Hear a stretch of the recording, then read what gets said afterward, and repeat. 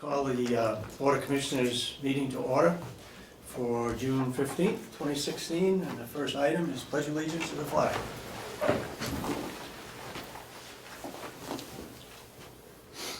I pledge allegiance to the flag of the United States of America and to the republic for which it stands, one nation, under God, indivisible, with liberty and justice for all.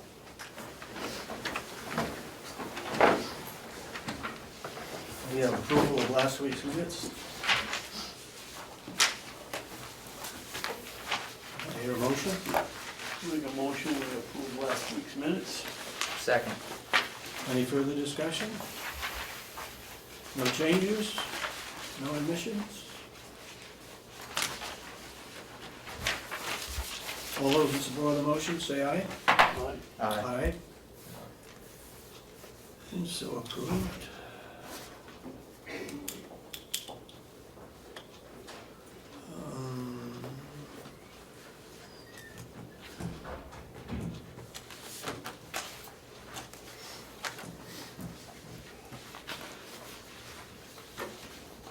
Public input?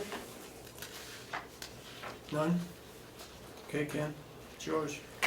Well, sir, I'd like to, throw it up here. Len Martin and Darlene Martino were here to talk about where we are with the Culinary Academy. I updated you last week about a letter that Darlene sent us from the Department of Education about a $100,000 bond. So I thought it'd be a good opportunity for them to come in and sort of update us on where they are and what's going on at the Culinary Academy. Great, thank you. We've had wonderful support, Commissioner Cardelli, Commissioner Kenny, and Senator Bradley. Councilor Kenny and Senator Bradley? Yes, thank you. Okay. They all spoke with Dr. McKay at the Department of Ed on our behalf. But the DOE is really set on obtaining a $100,000 bond. They're really stuck on that. So what they did grant us was permission to be able to market, accept enrollment, and keep going on that. So that's a positive. We can begin that. Unfortunately, without the license, the bank will not loan us money. They want to see a good solid marketing plan, of course. So now that's what our focus is on now, is pulling together the fundraising and laying out the marketing plan, and then beginning that to build the bank account so that the bank will loan us some money, and by then, hopefully the grant money will start flowing. That the Northern Border Regional Grant is submitted this week. So we will hear if we get approved on that August 1st. So that's also a positive. Hopefully that will go through. So where we're at right now is focusing on fundraising. Through our fundraising efforts, we'll be advertising, beginning the enrollment. We're allowed to take a $50 check with the application to hold that student seat. We've decided we are not going to cash that $50. That's just going to be stapled together and held until we're able to collect full enrollment. So what our goal is to fundraise enough money, acquire a bank loan, and then we'll be able to go for the bond. And at that point, then once we obtain the bond, the funds will be free, so we can put into the building and start the renovation and beautification.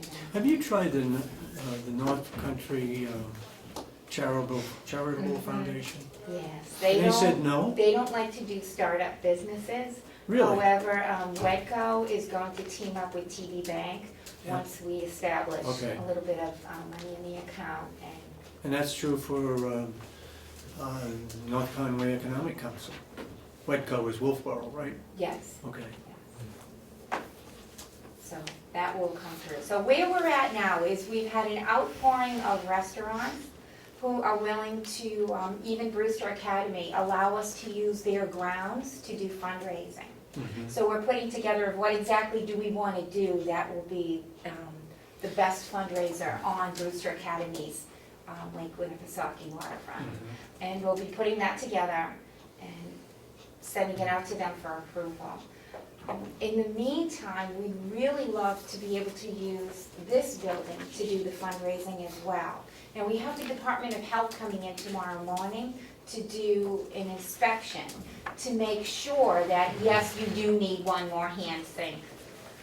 You do need those walk-ins up and running cold, and that whole wall we need hot. So to get that wall up and running hot and make sure the fan works and everything, I believe it's just a gas hookup that we need. And Pete's Equipment has agreed to give us $50,000 worth of in-kind contribution to the nonprofit. Who did? Pete's Equipment. Okay. So, we're also going to be doing business with him, you know, when the grant comes through, so, you know, we're gonna be giving him our business as well, so. It works out wonderful. He's willing to give us the fryer-laters and wait for his money, for, you know, when we get up and running, to get that wall hot. So, I'm not really completely sure what that involves to get that wall hot. I don't know if there's anything that you could help us with to make that happen. But that's why I had Bob here today, because I didn't. Define getting the wall hot. What does that mean? Well, in the Department of Health's eyes and their words, they say we need everything hot and everything cold. That means if it's supposed to get hot, like a fryer-later or an oven, it needs to be functional. Those two units, the stove and the oven, just the gas valves are shut off. That's all. Okay, And they can so, be fired up. great, then that's all we need to do. Then it's as simple as that. It's just a matter of turning the gas valves back on. They were shut just to keep the pilots off.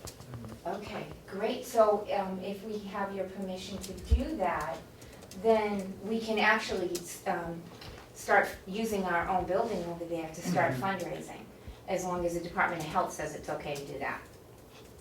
Have you tried going to the restaurants to see if they would put in a certain amount towards your bond? As sponsors, Yeah. yes. We've collected a whole bunch of letters saying that they would be committed to employing our students in addition to having them as interns. So we have that. We have not asked them for money yet. What we wanted to do is to be able to invite them to an event and sign them on as sponsors at that point. But without the DOE license, what would they be contributing to? The nonprofit, yes, but what we want them to do is to contribute to the students and the school. So we were kind of trying to time that perfect. We know it's gonna happen soon, we just need to get that timing perfect. Colleen, how much money do you have to raise in grant money, or you mentioned something else, before you can get a bond? That's completely up to the underwriters. The way they describe it to me is that it depends who applies for it. If you have fantastic credit and lots of assets, then you could probably get a $100,000 bond for $400. Because it's a new building and there's no asset there, they want $4,000 for a $60,000 bond. So, you know, it all depends on how much of a risk they feel they're taking. Once we have built our bank account and they see an asset, then it'll be no problem at all. Right, yesterday I was over around the lake and I got 6 restaurants on board to add to our, what have we got, 220? Commitment to employ our students. So like, people like Alex Ray from the Common Man, you know, everybody is ready to get our students Are right these up. part-time positions, or are they full-time? It really depends on what the students want. Is it summer employment or year-round? It really depends on the fit, I think. Once they do their internship and establish their relationships and decide where they want to go or what they want to do. And Wasn't it the common man who said that they would take every one of your students? Not everyone. Let's see, we have somebody else. The common man.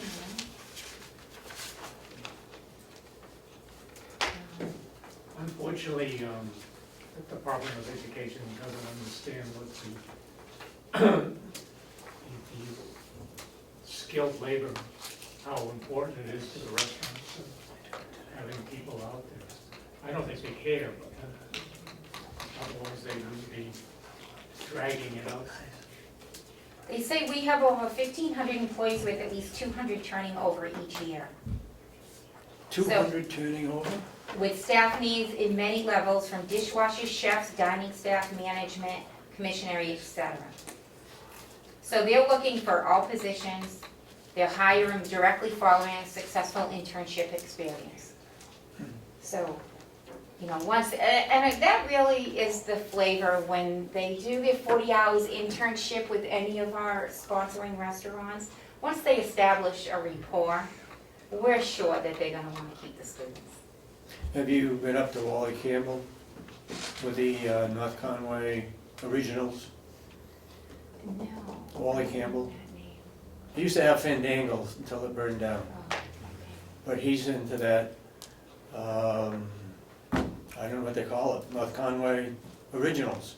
Okay. Original restaurants that were there for years, apparently. Is that part of the meeting we went to? Okay. You ought to talk with him. Brian is the president of that establishment, right? Yes, we met, we went to one of their board meetings. We're also working with Mike Summers from the New Hampshire Restaurant and Lodging Association, so we're meeting again with him next week. So that was when, he went to his board requesting that they partnership with us so that we would be able to get that bond. But they're a very established board and a very big organization, so, you know, and with a new business, that's a high risk for a lot of people, so they don't really want to go into new businesses. But they do want to support us, so that's the thing, is we have a lot of support and a lot of people with us who want to help us out and make sure it happens. So we're being very systematic with how we do it. I'm just really surprised that the charitable foundation, with the references that you've got, why they can't. Well, I'm Come up hoping we and can go support a back to bond. them and lay out all these things with a confirmation from a grant. And that's all really great stuff with our letters of commitment, sound marketing plan. Have you got anybody signed up yet? I've sent out enrollment papers, people are very enthusiastic. I'm checking the mail daily for something coming back, but we haven't really marketed yet.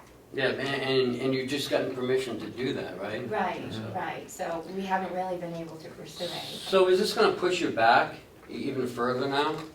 I hope not, as long as, well, with the Department of Health coming in tomorrow to Yeah. make sure everything's okay to get going. Yeah. Once we start fundraising, it's gonna go quickly. And they'll give you a certificate saying that you're all set to go? They wrote us a letter saying that we could market, the Department of Ed. No, you're talking. Oh, the Department of Health? Yeah, health. Yes, yes, And there's something in your window now, what It's a is building that? The building permit. permit, okay. yeah, just so that we can, you know, Okay. do anything that we need for. Darlene, did they give you a reason why they went from 100,000 to 50,000 and back to 100,000? Well, Commissioner Cordelli had met with them and he said, or Representative. He said that providing that, you were able to lower the rent and increase it later years, that they would be willing to look at a lesser bond amount. And then when we Why were haven't we able heard any to of this? secure that 60,000, then the Department of Ed kind of flipped and said, no, we want 100. We're just happy they're granting us the ability to market and take enrollment, and because it won't take any time. With all the support, it won't be much longer. Okay. Well, I can tell you, nobody came to us to discuss on stretching out the rent requirement.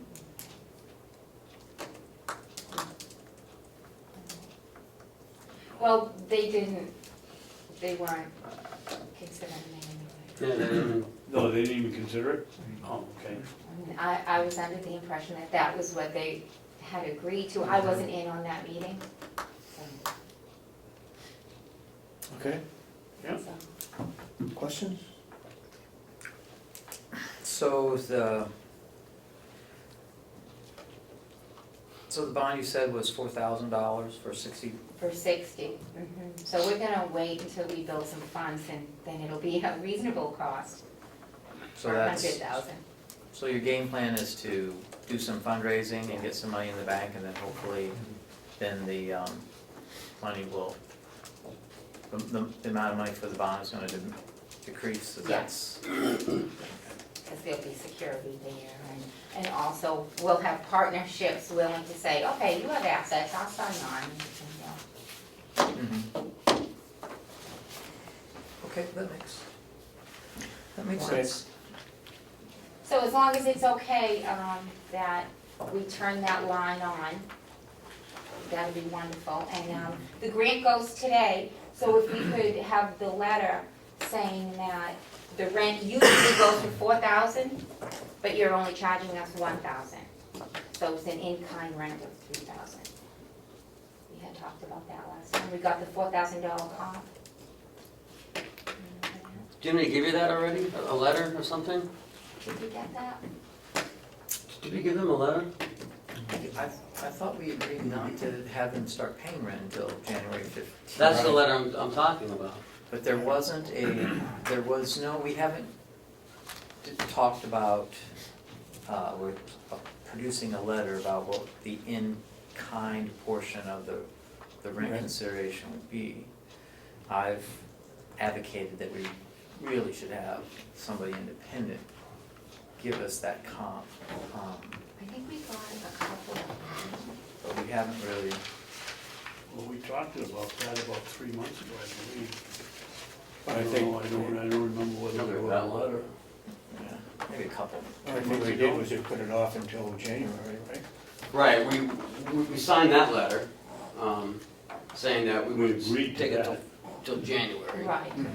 And then we met with the other gentleman here, what was his name? Jeff, Jeff.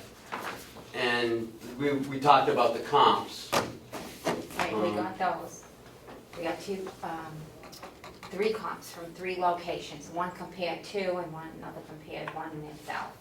And that showed that for a restaurant with commercial equipment would go for 4,000 a month. And the bond, to be able to count that in kind, which is $36,000 as a match, they want to see a letter saying that, yes, that is true. You would charge someone else $4,000 a month, but you're only charging us 1,000. That's what the grant wants. Oh, so then it's 3 years of $3,000, is that what you're saying? We're looking at 1 year. 1 year of $3,000 a Right, month? otherwise we have to wait a whole 3 years for the grant to pay off. So we want the grant to pay off at the end of 1 year. So what do you want the letter to say? That normally you would charge 4,000, but you're only charging Mountain View Culinary Academy 1,000.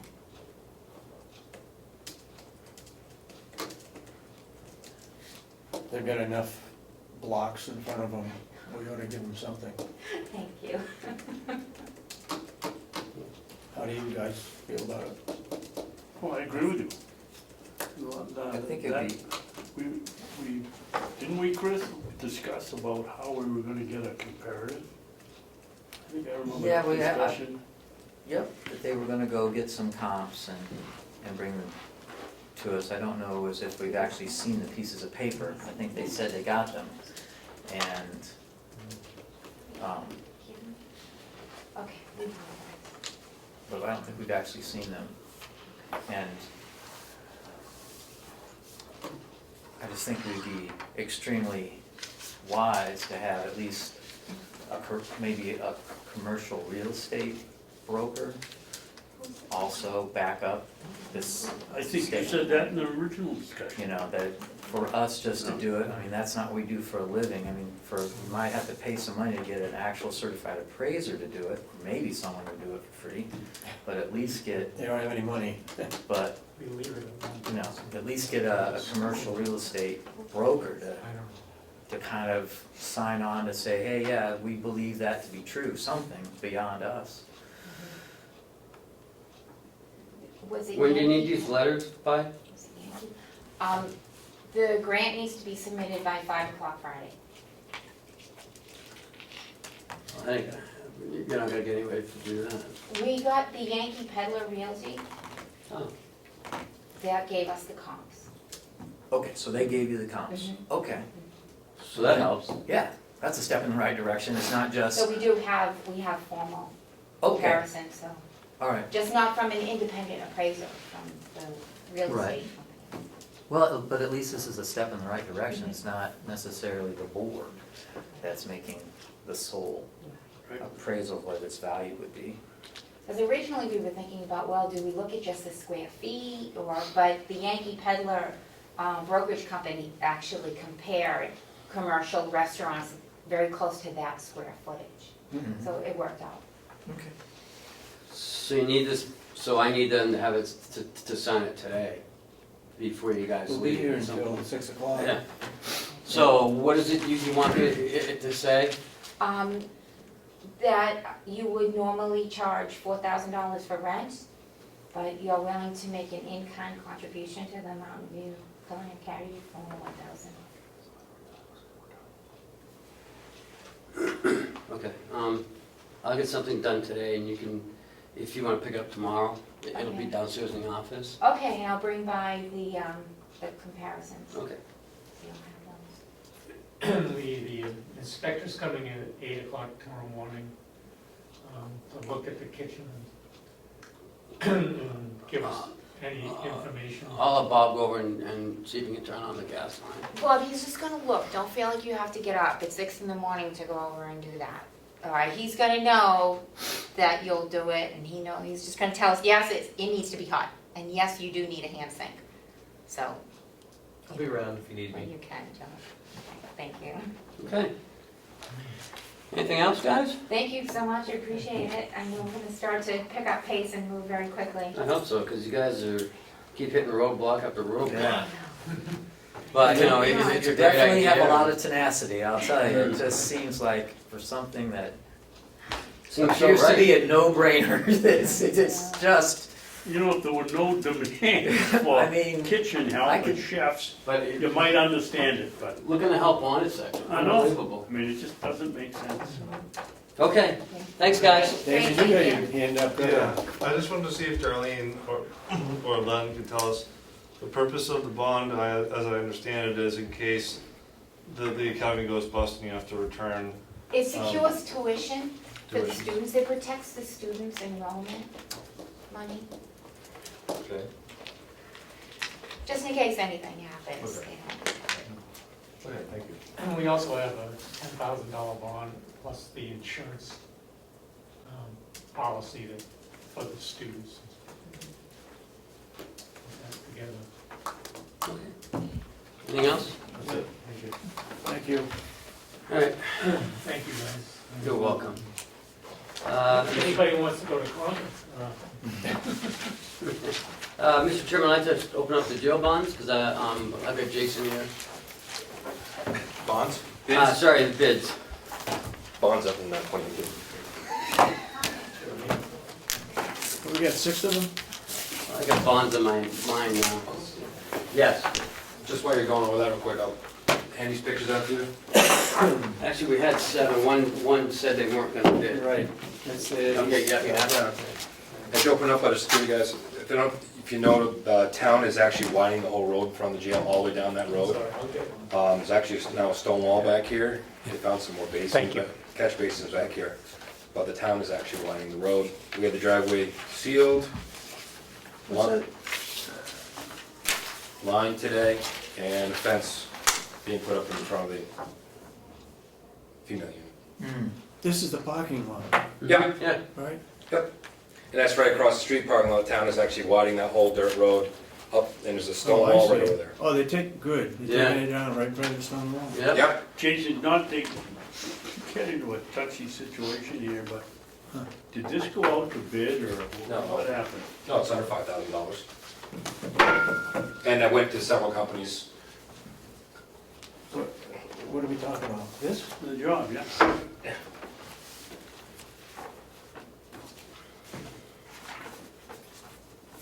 And you'd be amazed in the price range difference between companies, from $6,000 down to a little over $2,000. So, yes, we did look around, check with several That companies. looks really good. So who was the prime contractor? The outfit from Maine? Yeah.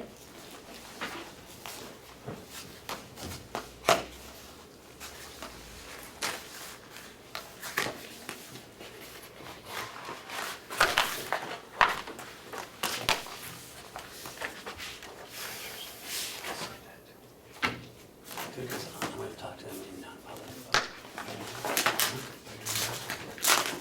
Okay.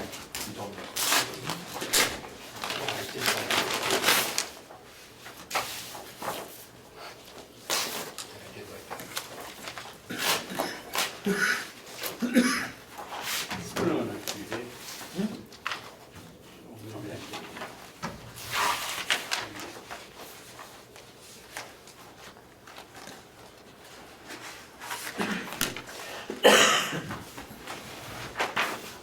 Mm.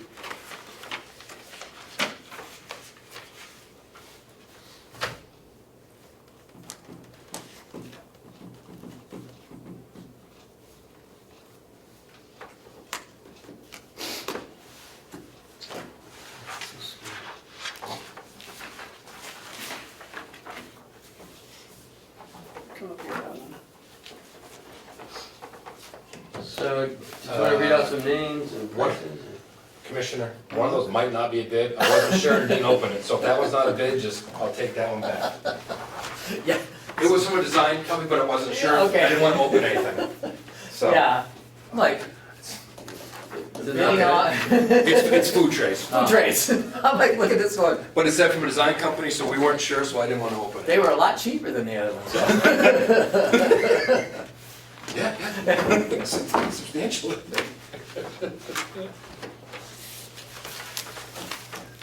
Okay, so we have 5 bids, Yep, I have one from Sierra Detention Systems, and they're located, and they are located in Brighton, Colorado. oh, So they've responded, and they've given us cheap copies. is there a price, or is it too convoluted? This one. There may be a price somewhere in here.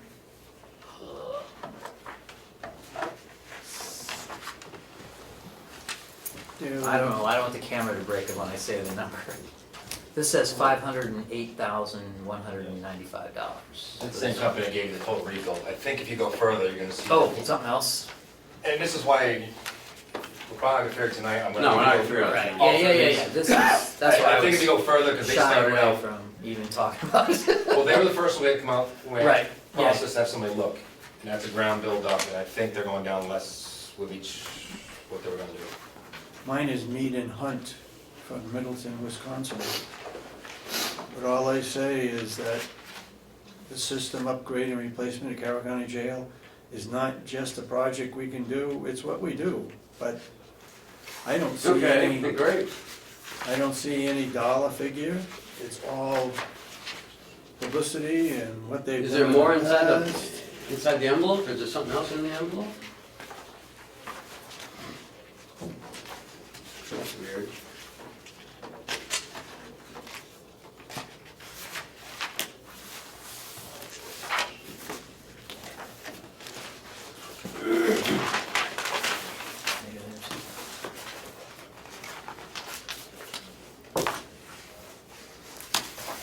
I don't know, you can find it.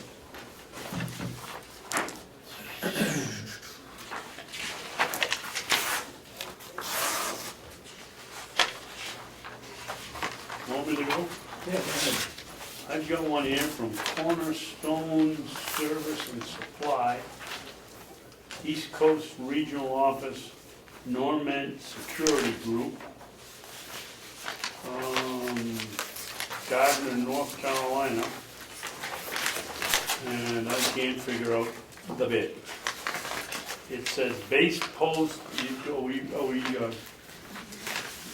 giving the prices? All we have to is an open bid. Okay, well, I don't wanna. Base proposal, $71,642. Total, number one option, $12,007. Option number one. Again, to get option number one, I wonder if they mean option number two, is $79,962. So somebody else is gonna have to figure this out that knows what's going on. I have one from Discorp, Diversified Integrated Systems Corp., Montgomery, Alabama. Upgrade to jail computer system.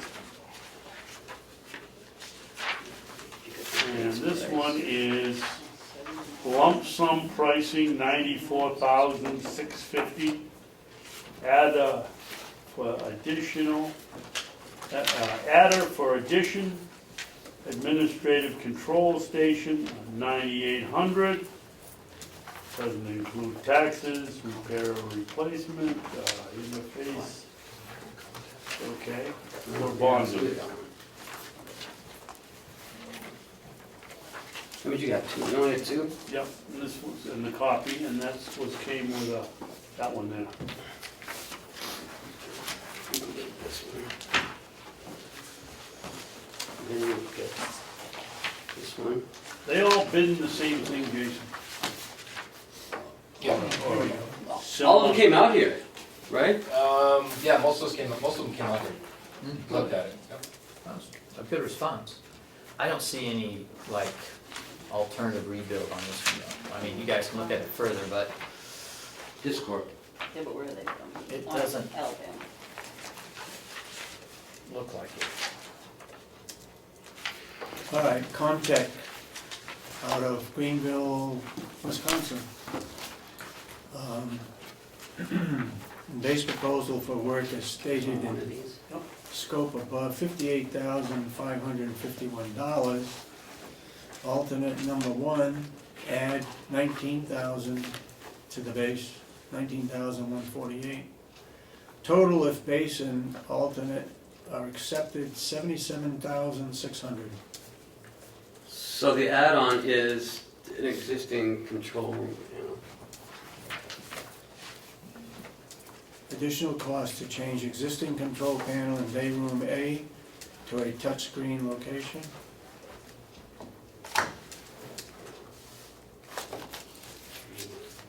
Is there only one of these? So I One had copy, one. okay. And then it looks like Chris has a couple in there.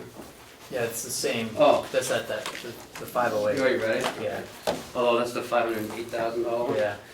Now, So you guys can analyze those, but oh, here's the cards, goes with it. I didn't see anything that indicated, like, just a And they're rebuild, from Wisconsin, yeah. so. But if you do the They got a lot of base, reading it's ahead of you. $58,000. Yeah. Everett. Yeah, we should. I'm sitting down with John We can do the Rich. base and the other ones. No. Okay.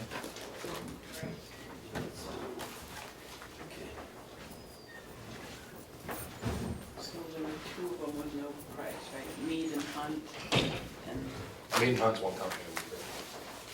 right, but there was no price on it. And one of them, where's the email that didn't want to bid? Black Creek.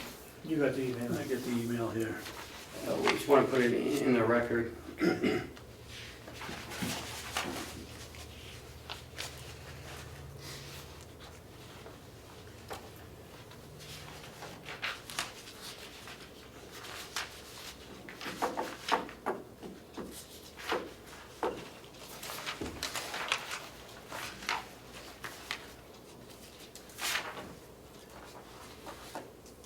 Thank you. And this company, Black Creek, they declined the bid.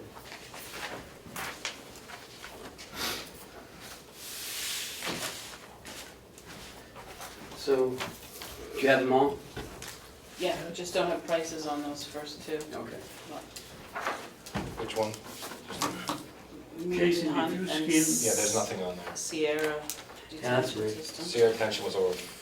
Jason, if you just That's the scan those 500, quickly, 1,000. what are those pictures? Are they a before and after, or are they, Which one? one of those has a picture of a very cleaned up electronic closet, and the other one is a mess. Is that a before and after, for an example of their work? I think Yeah, it Discord was in, and- it was in the first one, right there in your right hand. No, one was for 7,000, the other one was for 77,000. No, no, no, Difference. Oh, the pictures. oh yeah, that's currently the mess that we have upstairs. Yeah. That's actually our picture. And this is kind of what it would look like if they cleaned it up. So- And there's another one in there too that's even cleaner.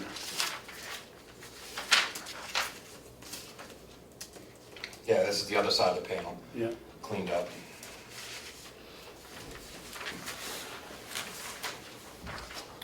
Okay, So you'll go back and you'll look at those and Yep. maybe next week? Talk with John Rich, we're gonna sit down and go through this together.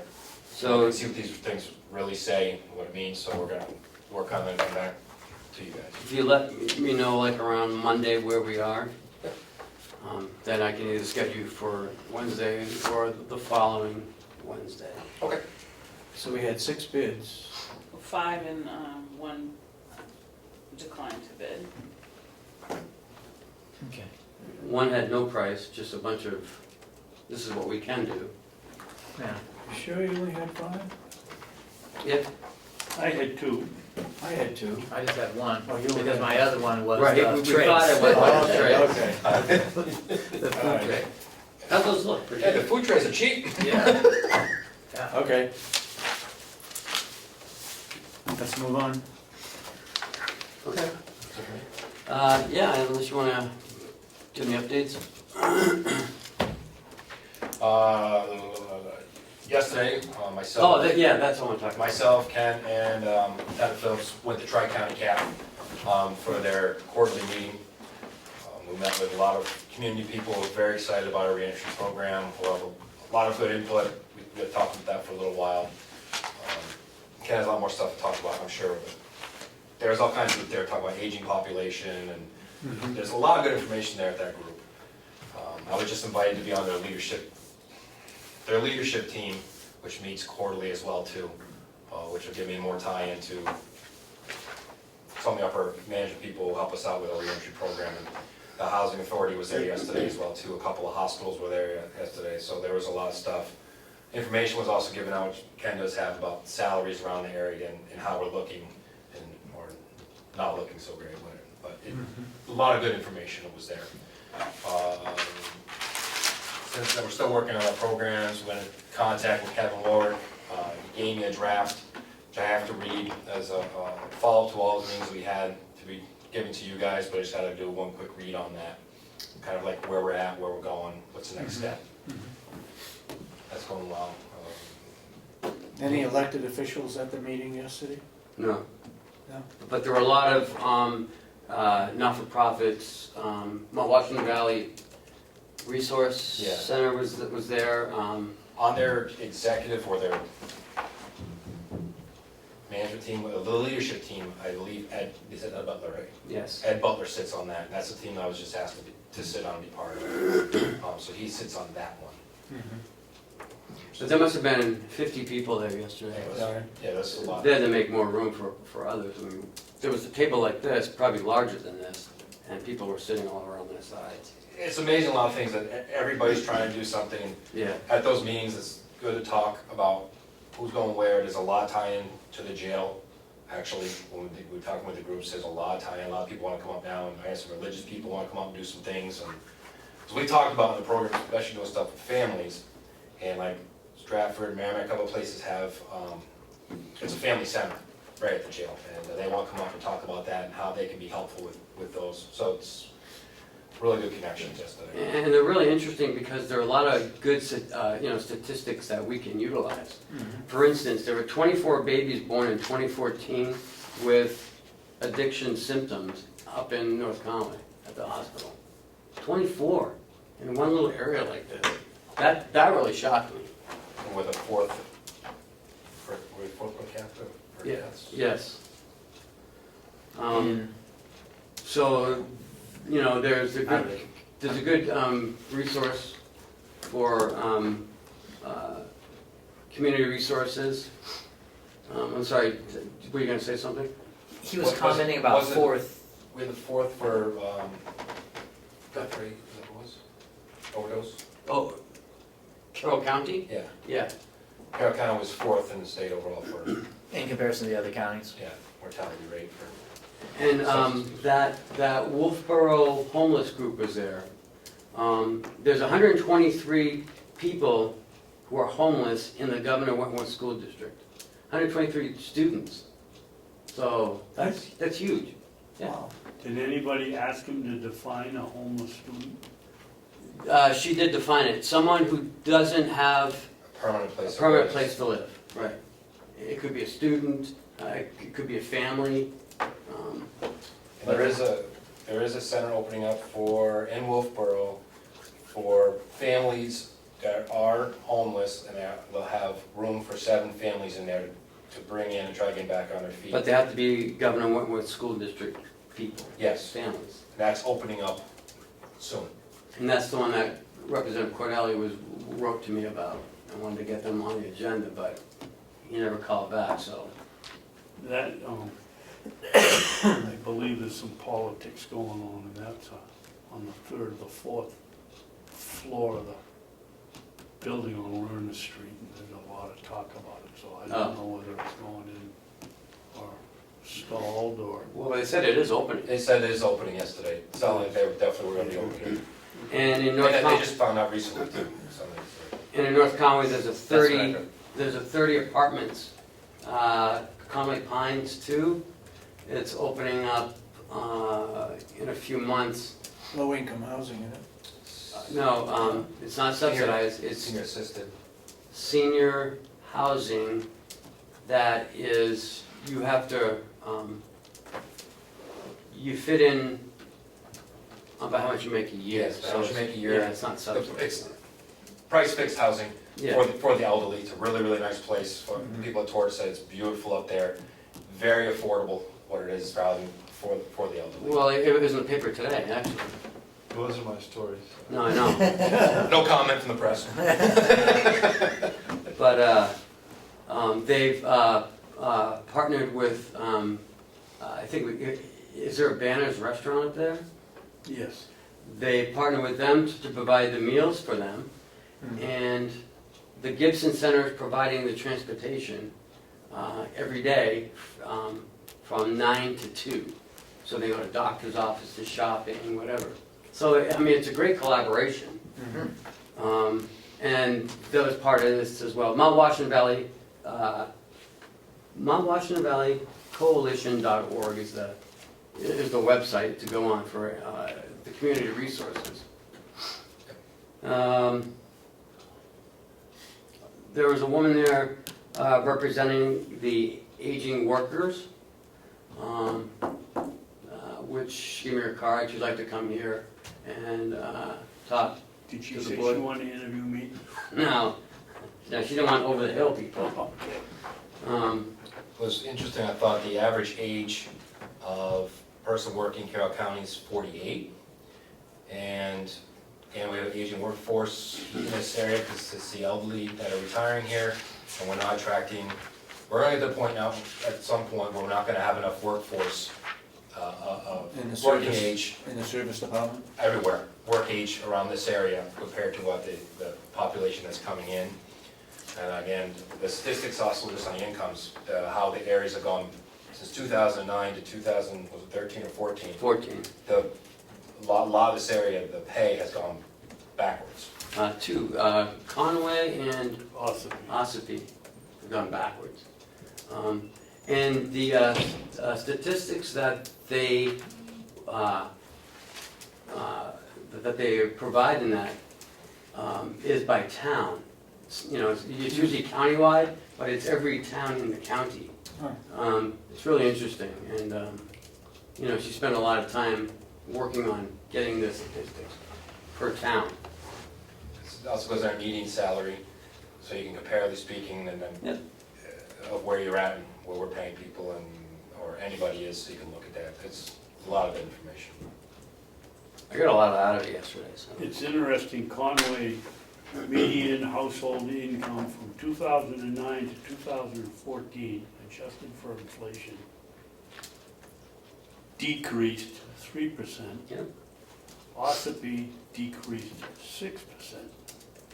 Isn't that crazy? Hart's location went up 40%. Brownfield 30. Albany, I guess 25. How about Hales? Hales location, 1%. So what's this mean? Hart's location got one person with a job? Well, there's only 8 people in it, I think. So one person with a job? I don't know. Or maybe Ed Butler has doubled his wages for his employees. Maybe. I know he's had an advertisement in the paper for quite a while. Looking Well, for people. there's some places over by Keene. It's called Monadnock Matters, and there's 8 businesses over there that have a minimum wage of $15, and they're trying to get the whole region to go to $15. So that was interesting. Okay, anything else? There's an elder care wraparound meeting July 12th up there, which I'm going to let Howie know about. Excuse me, Ken, just looking at this, the figure I read you was for median household income adjusted for inflation. Hart's location went out 41.2%. Yet on the median family income adjusted for inflation, it went down almost $1,000 from 2009 to 2014. Well, So one that's going up and one that's going down.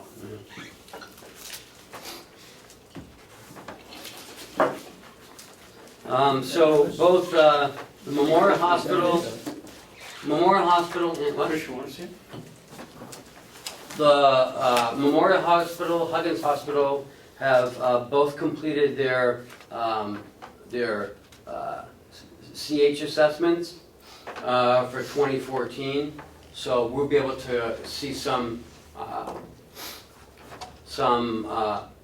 assessments of how they handle their emergency room, how they handle their births as compared to North Conway. So we'll be able to see those coming up. They did talk about the IDN 7, and we're in the COAS Northern Grafton region. That's $150 million over 5 years, and that has to do with the Medicaid enhancements. Now Stratford County is their own IDN, which is interesting. And June 29th at 8:30, there's a Mount Washington Valley Economic Council meeting up at Granite State College on College Drive, or is it called College Drive? Yeah. That one down. I think it is. And what is it? It's the North Conway Economic Council meeting. For what? Is there Well, the any- economic, to talk about some of those statistics. Oh, okay. Yeah, 29. Yeah, June 29th at Jack 8:30. Cuddy's, chairman Who is of, it? Jack Cuddy? Was he there yesterday? I don't know who Jack is. I thought it was interesting, one of the ladies talked about, she's been going around the groups and talking about end-of-life conversations. Aging population here is big, and so getting out to groups and talking about having these conversations of, real conversations of end of life. What are you going to do? What are you prepared? Are you seeing the whole entire family? Having a will, that's Having a very will, important. I thought she was pretty good on the stuff she was talking about. Yeah, I mean, they really packed a lot in like that 2 hours. So I thought it was very, And Emily's a taskmaster, so she. yeah, she certainly is. But that's about it Okay. on that one.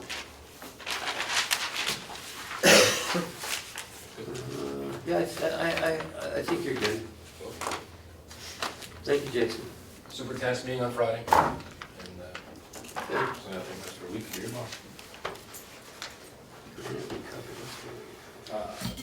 One last thing before I forget, Tuesday I will be up at the Fed prison speaking as their guest speaker for their fallen officers and appreciation week. So I'll be up there giving my speech. Okay, thank you. Good job, thanks. Thank you, Jason.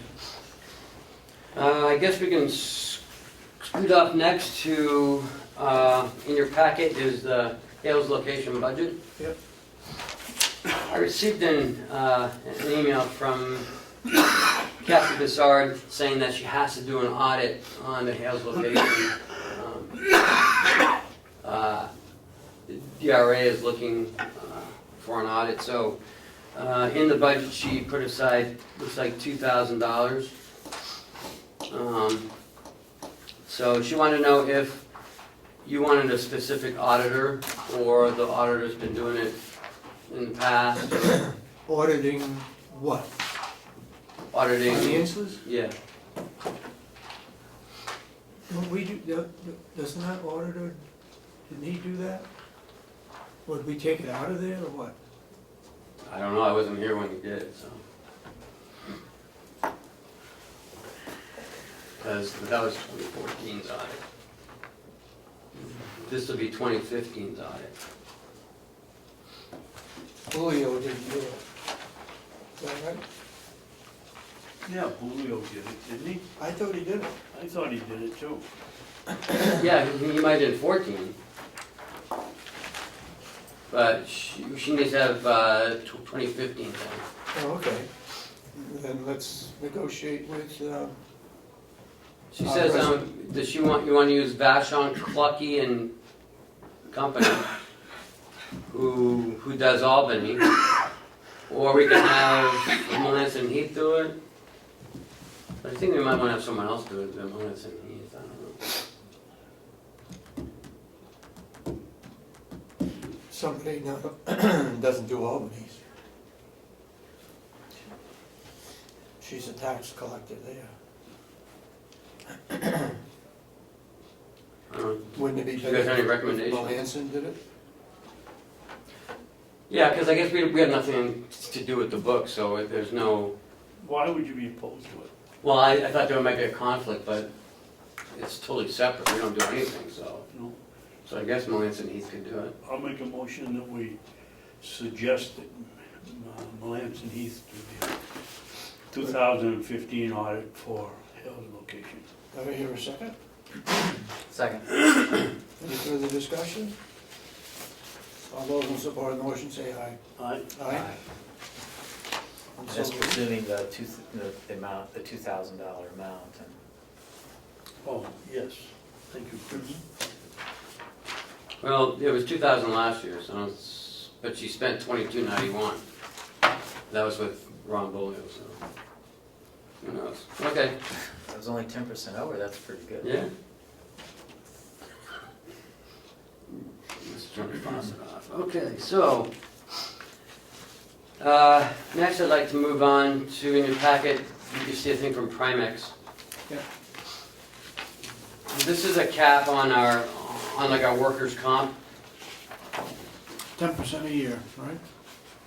Yes. Maximum 10% increase for 3 years. Each year, 10%. Right, yep. We currently have this in place now.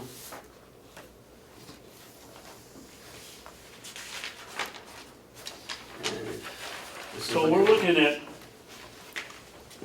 maximum of a 30% increase in 3 years. Mhm. Do we have to get our workman's compensation insurance from them? We get a reduced a reduction on our liability and property and liability because we have everything through them. It's a risk pool. You know, I don't think you'll find anything cheaper than this.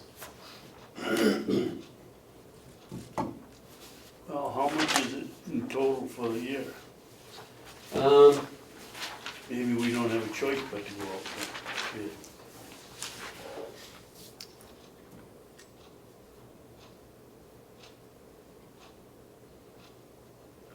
Property, well, this is workers' comp. 86. Workers' comp, 186, so about 360. Oh, 375,000.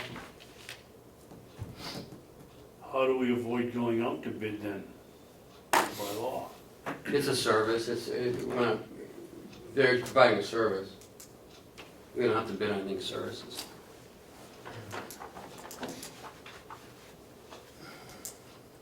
Or you can waive it. Right. At $375,000 and going up approximately $1 million, a potential of $1 million. For 3 years. No, I'm sorry, that's not. $1 million. No, I just said, I'm sorry, that's not Oh, an accurate okay. figure. But going up approximately 30% of that, which would be About 100,000 $100,000. or more, I actually. think we ought That's to. a maximum though. I guess the question would be, when would be the last time we looked into the alternatives? And, you know, I don't think we ever did. No, not that I'm aware of.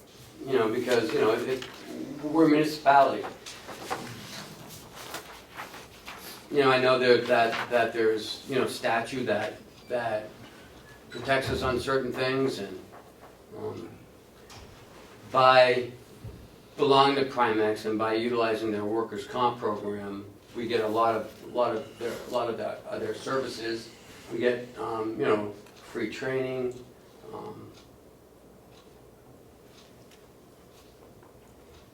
Well, if we go out to bid and we give it to them again, are we gonna lose all of these bennies that you say we get? I don't think so. I don't know if we'll be able to do the CAP program. I'm not sure. I have to talk to them and ask them.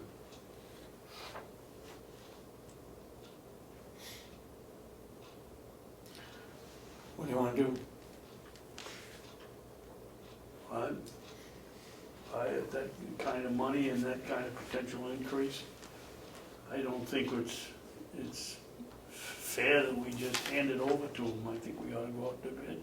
If they're low, or they have the best service or the best program, we can still give it to them, but at least we ought to find out what the competition is offering. I think.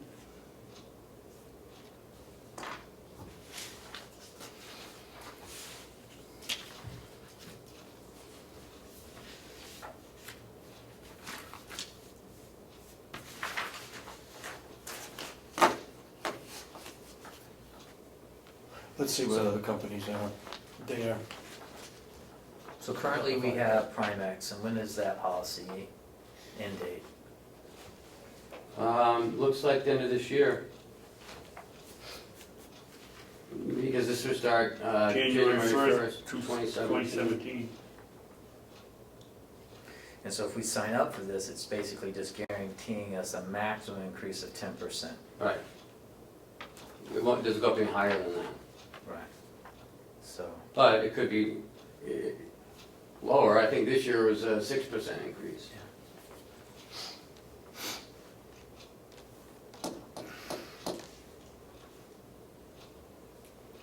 so they want us to sign this, does this tie us into being with them for the next 3 years? Yes. So, So read up here. But by signing this agreement, you agree to extend your membership agreement for 3 years, and Primex agrees to guarantee that your annual contribution increase will not exceed 10% of the prior year's contribution. And the contribution, that's a buzzword for premium. Right. Mhm.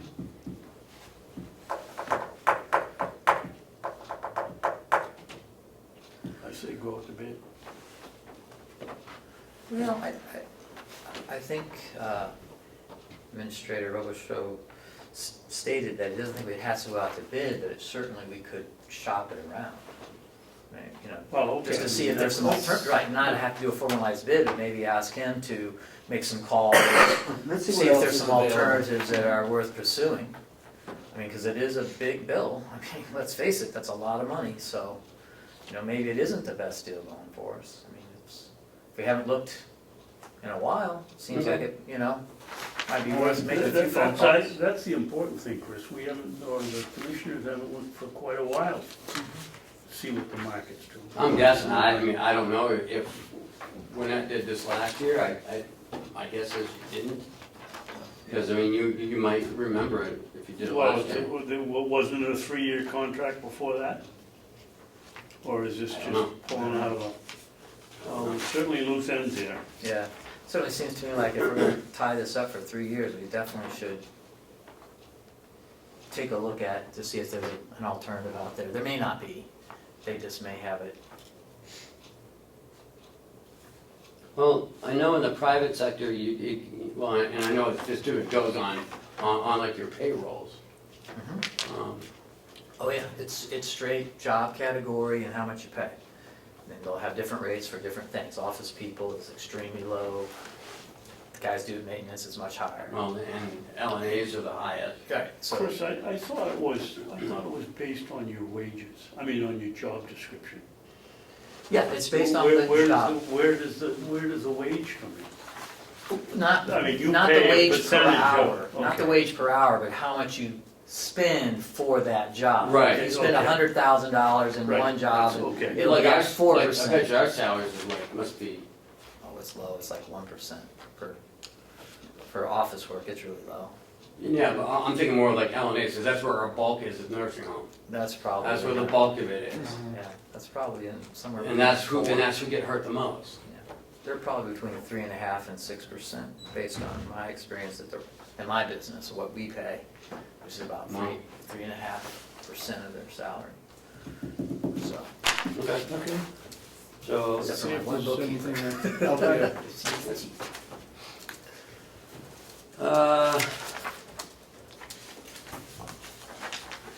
Next thing in your packet is oh, here it is. I passed out the accounts receivable policy last week. Had a chance to review it.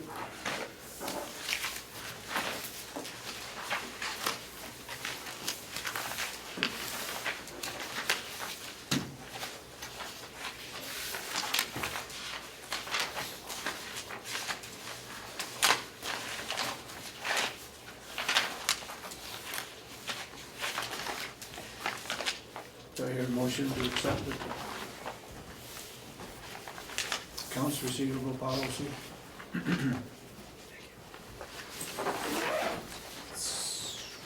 trying to pull mine out, so moved. Do I hear a second? Motion made and second. Any further discussion? All those in support of the motion, say aye. Aye. AR policy is approved.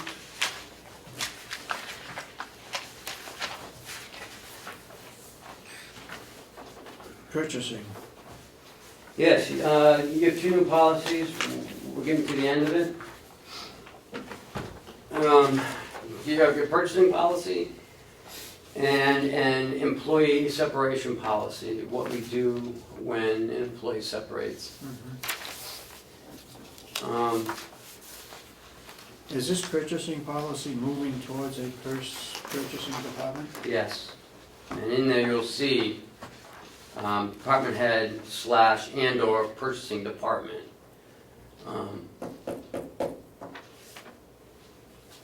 You know, I know we don't have it yet, but you know, I'd like to start heading down that road.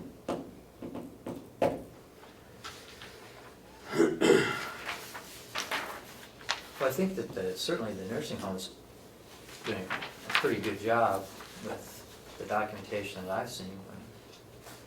They're really close. Getting better, yeah, getting a lot tighter. I think we just need a little more work in maybe some of the other departments.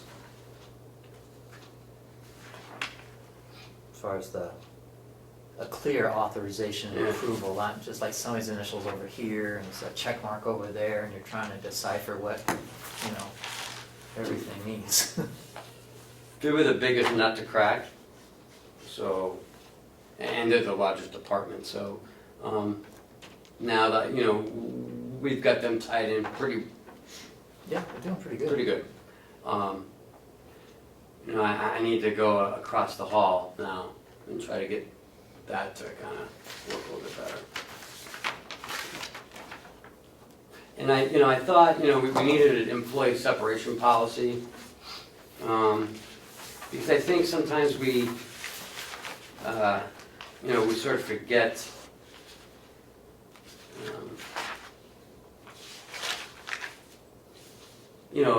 keys, security badges, things like that. And, if they have a cell phone, if they have authorization with email on their computer, that they can get it on their, on their cell phone, that we shut that off as well. And I apologize, there's a purchasing page in the employee separation. So there's one, the second page of the employee separation really goes with the purchasing. Unless, it's just mine I copied.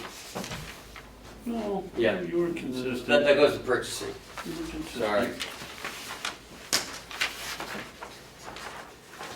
The purchasing policy. Yep. I'll tell you, I have a problem with, the requirement is $5,000 or less. In my doing the checks for the last 6 years, you see a lot of stuff come across the desk that's 4,500, 3,000, 2,500. I think we should have, I don't know how you word it, but any exceptional purchase should activate either a phone call from the department head to 3 vendors or a formal bid. I mean, Jason, yes, he saved a whole bunch of money, but he went up, it was 20, what'd you say, 21, 22, 2,300 for the parking lot? 21.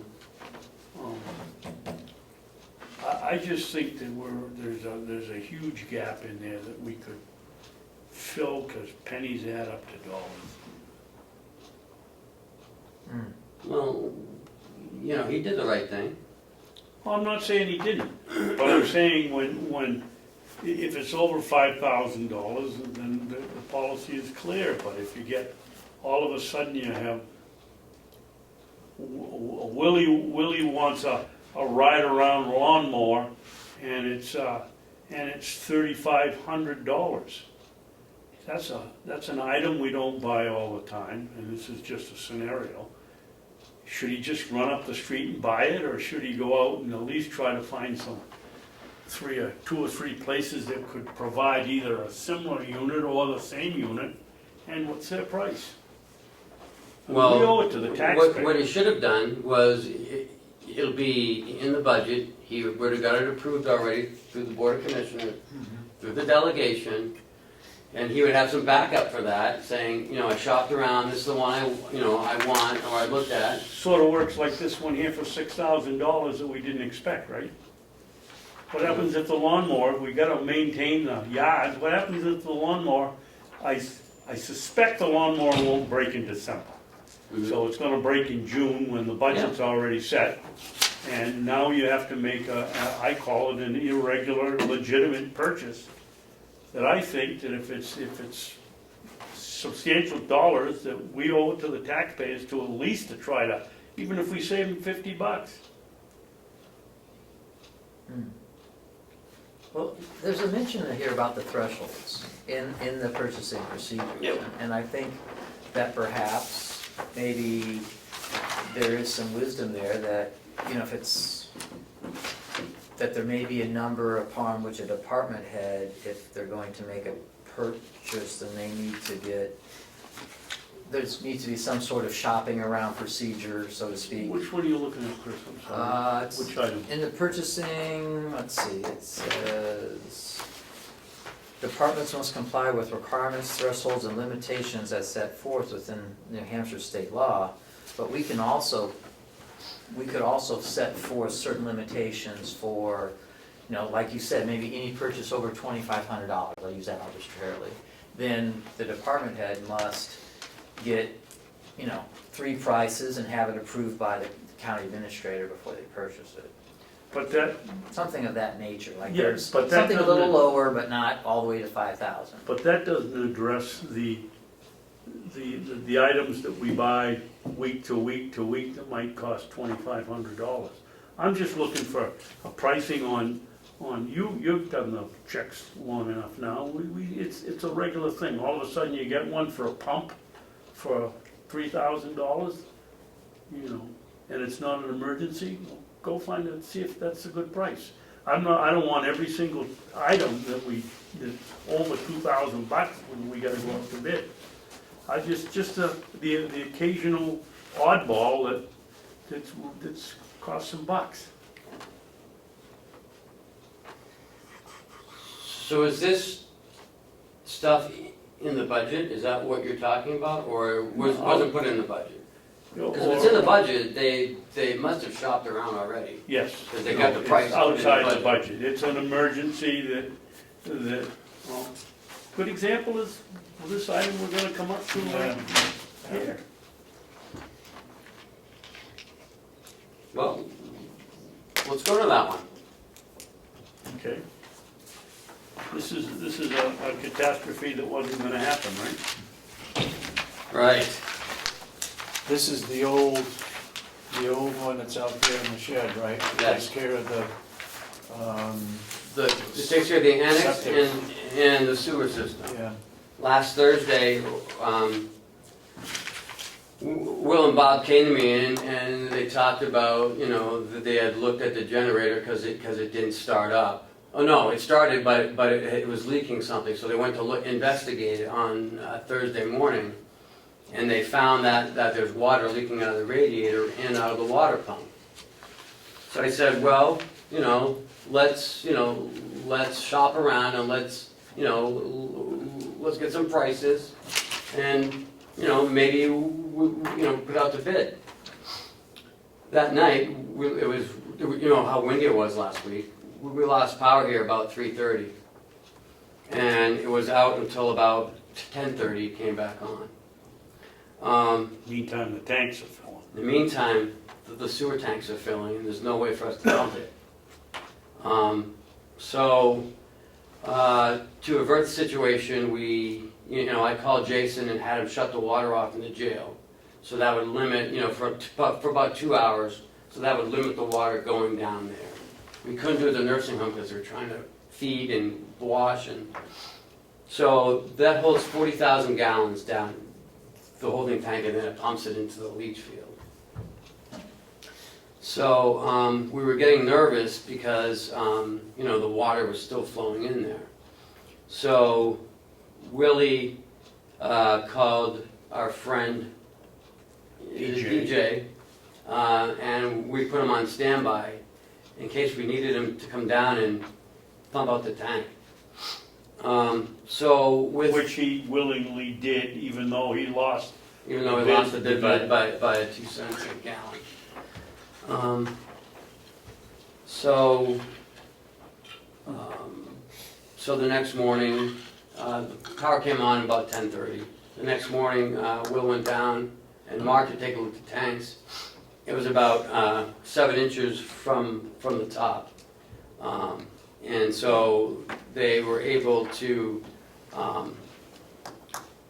so thank God the power came back on and it sucked it back down. The next morning, they went down and looked at the generator. And so they called the ones that we had just awarded the bid to, ours. Yep. And they came up and gave us a price. I told them to go ahead and do it, because we didn't have an option. We couldn't go through that again. If we were to lose power, you know, for say 1 day, we'd have sewer everywhere. And to pump that tank, it's about $8,000. So we went in and ordered the parts. It came up to about $5,900. Because I'm not doing on the bottom you see a load bank Yeah. for $840. I mean, you know, we don't have a full load on that, so we don't really need to have a full load. So if you take away the $840, it's about, you know, $5,900. Am I confused, Kenny? Weren't we promised this type of thing wouldn't happen? Yeah. This is why next year we really need to have a a contingency fund, I mean, to because, sit here and say this is the third emergency we've had since the budget was signed by the delegation. yeah. And this is the third time we don't have any money to pay for it. Well, We can transfer the funds, but well, what we're gonna do is we're gonna forego the new transfer switch this year, and we're just gonna pay for the repairs out of this. I mean, just a radiator alone is $2,700. It's a 45-year-old generator, so the parts are hard to find.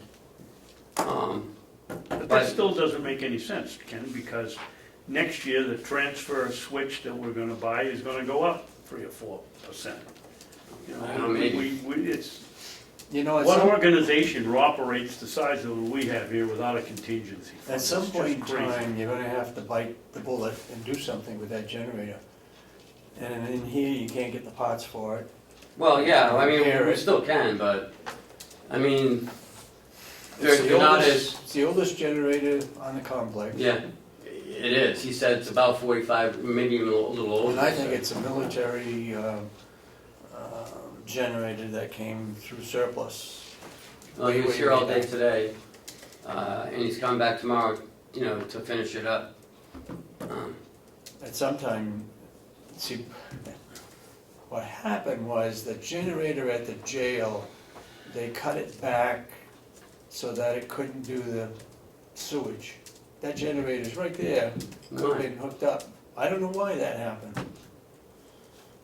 But it Probably did, save money. and then Joe said, well, we can adjust that generator, add something to it, and it'll produce more energy to take care of the sewer.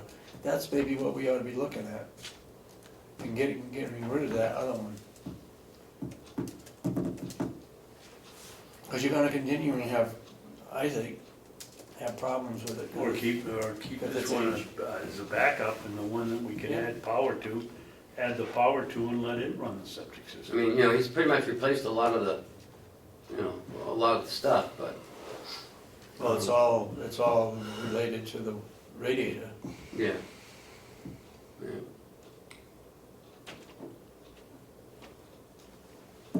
So, Anyway, so that's something, you know, we couldn't go out to bid on because, you know, it's an emergency. I can't go without that generator. Because we could get fined if that sewage would overflow, yeah, and DES would be down there in a heartbeat. yep.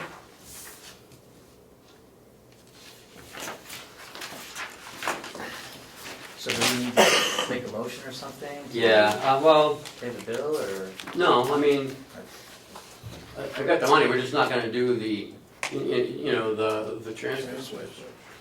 I see, that's right. Now, what's gonna happen with the transfer switch situation? Just gonna have to wait till. Have to wait till next year. Will it wait? Will it break down? Well, that's why they wanted to replace it this year. You know, but it's $8,000. Brilliant.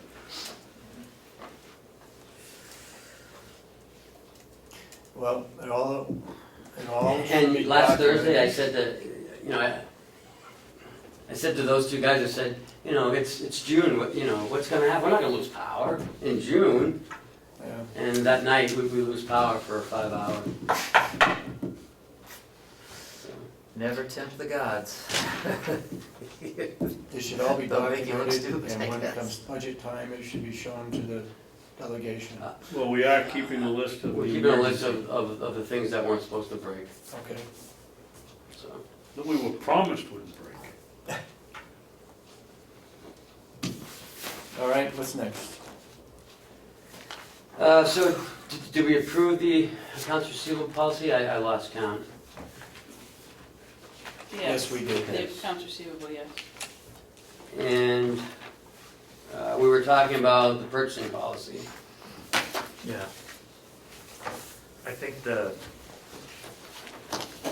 commissioners may have suggested you just look into having some sort of threshold for special purchases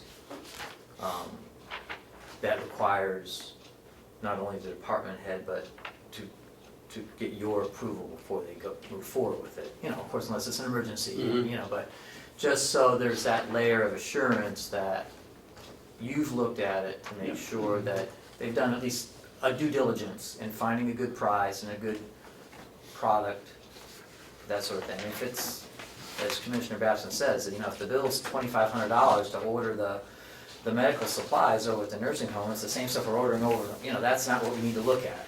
Because that stuff's already we're pricing. It's the special stuff, special purchases that are kind of off the grid that are substantial.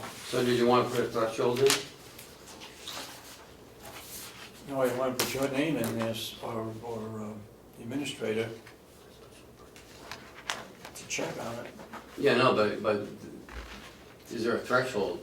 'Cause I don't want to do things for like $300. Right, no, I think, But, you know, common sense, if the thing's $1,000 and everybody around here's got them, pick up the phone and call them up and see if it's, what you can get off. If it's $1,000 and you gotta traipse all over the United States to get it, you know, don't worry about it. Your time is worth more than what you're gonna save. But Reg, just to say for under 5,000, go buy it anywhere, I don't think is doing the voter any justice, or the taxpayer. yeah, but I think, I think Chris has got it, a non-emergency, special Then- purchase, special purchase with extraordinary cash under $5,000. Let them figure out what Well, extraordinary is. I think we should give some guidance and pick a number. That way, there's some guidance. And we can adjust the number, you know, and King can always get on the phone and say, hey, look, you know, I heard you're gonna need one of these. I wanna see, you know, at least 3 prices or something like that as well. But just, you know, I would suggest $2,000, because Okay. that would be a fairly significant purchase, Okay. you know, that they're producing. Okay, so I'm gonna put it in here somewhere. Okay. I'll find room for it. So special purchases, not emergency, 2,000 or greater. Yeah. And not a regular purchase, Right, special. special purchase. Non-routine purchase, Yeah. A non-repetitive purchase or. anything on the employee separation? You just gave that to us, did you? No, we Well, I just gave you to- the purchasing too. Yeah, but I'm just asking. we had a bee in our bonnet about it, so. Yeah.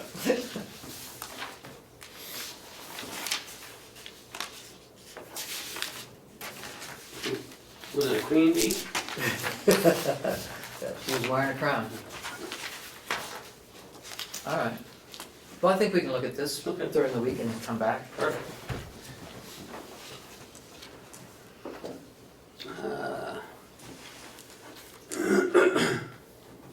In your packet, you have a letter from DES. They're gonna be doing a compliance inspection on the walking trail. No. Really? Yeah. I looked it up. Yep. It's, somebody took out a, like a special exemption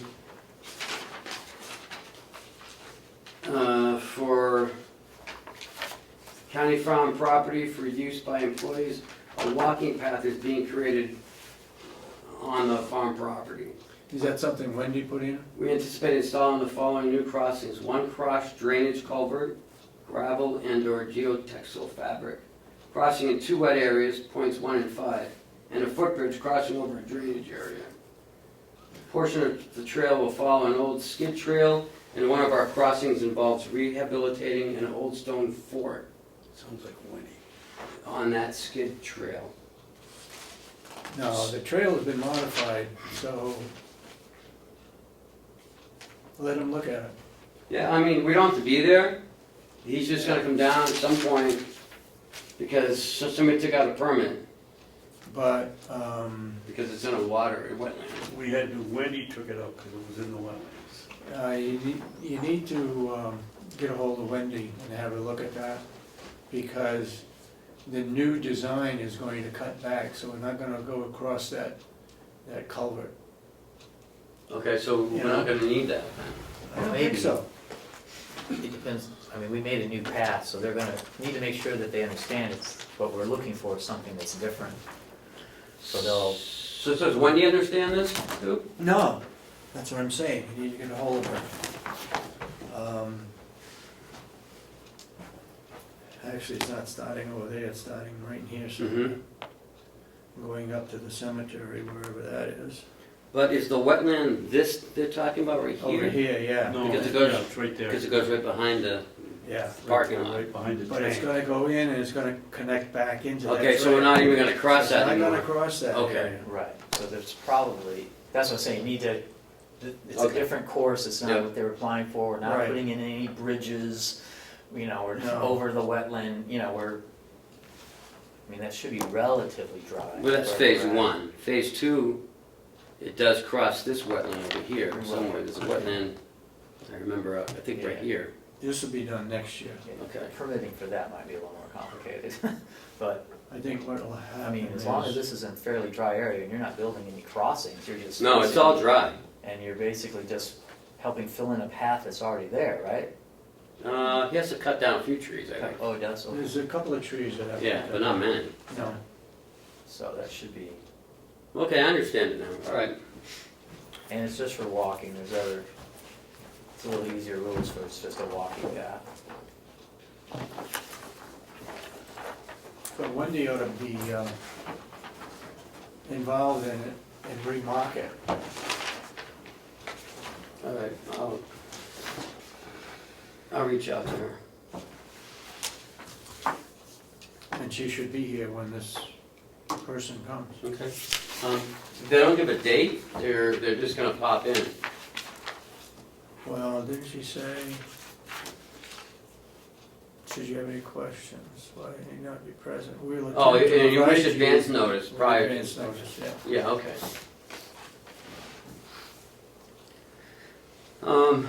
I'm going into administrator updates now, because the work session is Yeah. done. Haying has begun on the complex. We'll start on Monday afternoon. He was out there all day today. The hay is pretty thick. It was binding up the hay tedder, because it's so thick. So I think we're gonna have a good crop. I was out there watching him for a few minutes, but You went driving a tractor? no, not yet. I told him I'd probably do it Friday. So Called me in the morning for agricultural lessons. He did. Yeah. what? I said you called me in the morning for Yeah. agricultural lessons. And Commissioner Babson is gonna train you as to how to drive a farm tractor? Was that? If he drives it like a car, they no. don't go fast enough. Uh-oh. Right, Chris? He's trying to get his quote? The The good part is, we don't have to worry about him going off the road, because will already be already off the there. road. And while I was out there, we looked at the blueberries. There's a lot of blueberries out there. Yeah. I hope somebody's got a plan, marketing plan, to advertise, pick your own. I told him. Did Well, we established what are we gonna do? Pick your own Monday and Tuesday and No, Thursday and pick Friday? it on Tuesday, Thursday, and he's gonna pick Monday, Wednesday, Friday for Okay. the farm, so you can have it on Friday. Let's not wait till the last minute, make sure it's ready to go. Do you have, did you get the airport meeting agenda? Yep. Okay. I just wanted to remind you on that. Speaking of the hay, did we ever entertain the stacking the hay in the barn price? I don't know, we talked about it. We did, we talked Do about. you remember anything? No, you didn't make any votes on it. What's the question? The stacking price in the barn? Because you guys wanted to hold it for over the winter or whatever? Is that what you're talking about? Well, no, I was just basically talking about the fact that, you know. Oh, when we bring it to someone's house? Right, like we can bring it, there's a price for just offloading it to at their house and not delivering it, but then there's another additional Oh, 75 cents. that barn, yeah. Right, The to put it, customer's barn. right, to actually stack it in their barn Right. was gonna be, a little extra money, I don't know, I know we Better check talked with about Will. it. Well, you gotta, Did you guys have to a figure in mind what or? the driver, is it Jeff, who's delivering? It's, Mark. Mark and Joe, I think. Well, you gotta figure in their hourly wage when you go start stacking. Well, we've already got a delivery price. Yeah, we already had the delivery price, Right, but this is on they were- top of that. They were Well, they're pretty gonna much be there. already. But David's Be point is the supervisor. driver's gonna sit there while we're paying him while he's sitting there while the inmates stack it in the barn. Yeah, But I We think gotta they're make sure already that's doing that. included. That was my understanding, that Will was saying that they're already stacking it in the barn, not just delivering it. And that it seemed. But I think that was his niche. Right. And it He's just, saying niche, like yeah, his price is competitive with the delivery price, but we could probably have that be our delivery price, but then also, if you want us to actually stack it in your barn, charge them another 75 cents a bale. I'm throwing that number out, I have no idea, you guys probably know better. But, cause he's already stacking this hay in people's barns and no one else does it. That's my recollection of what he Yes. says, so we're basically stacking it, for free when I think we could, charge a reasonable price to stack it in their barns, check it out, get a charge for the driver anyway, at least. What happens if one of our visitors gets hurt stacking hay in somebody else's barn? Are we covered? Yeah. It's the same as if they're, throwing it in our barn. or dropping wood off it, up at some campground. Okay.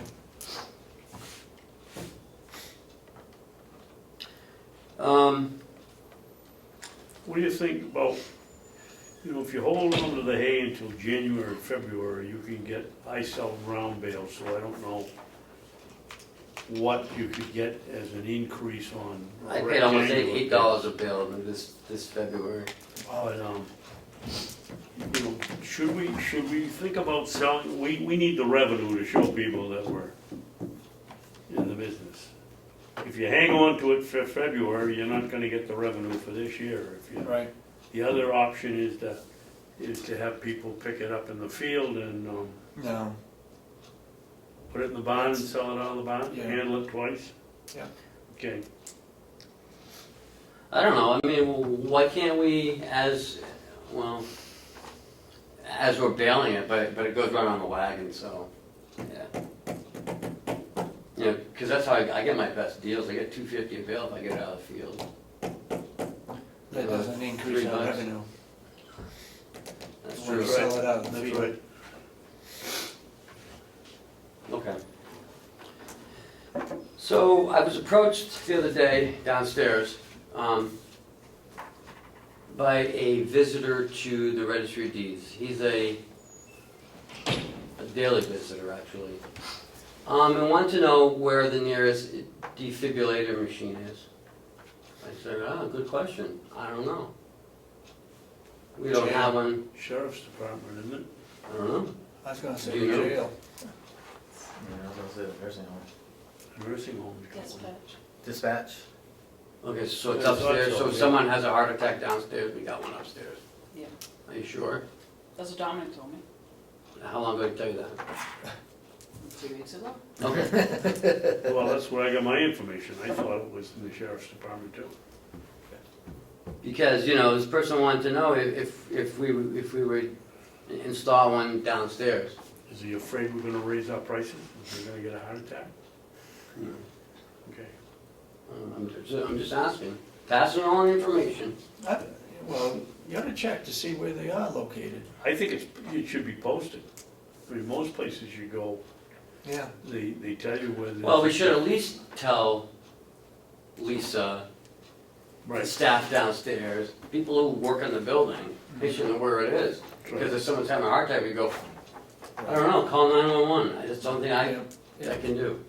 I think that's, because there's Good- people good trained up advice. there, right, to operate it, presumably, in dispatch? Well, anybody can operate them now, because It's all on that. right, and they'll talk, place on chest, push button. And and even Primex might even help us obtain one. I don't know. But there must be one at the nursing home and one over at the jail also. I've never seen one in the jail, but, I think there is. I think there is. okay.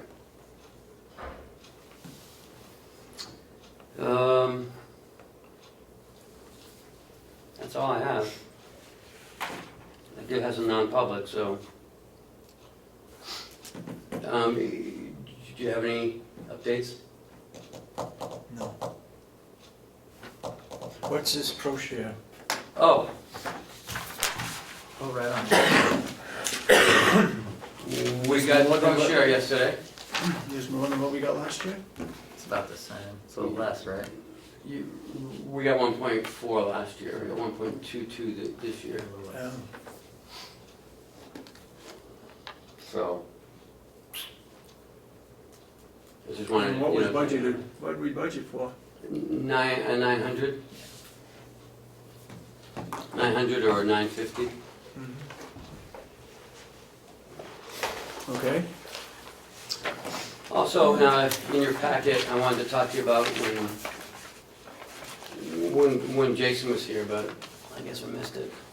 The version, Excuse me, Ken, if non-public is going to take some time, they have to clear out and get this stuff Okay. out of here. Should we take it and then come back and do the other public stuff? I don't know what's the non-public, so I can't tell you whether it's 10 minutes or whether there are it's... 2 personal issues, All right, let's do non-public. and one might take about 15 minutes. All The right. other one's only take like a minute. Make a motion, session one. I'll make a motion, we go into non-public session 1 RSA 91A 3 paragraph 2A. And on the And, next page? huh? On the next And page? the next page is non-public session 291A 2B, the hiring of any person as a public employee.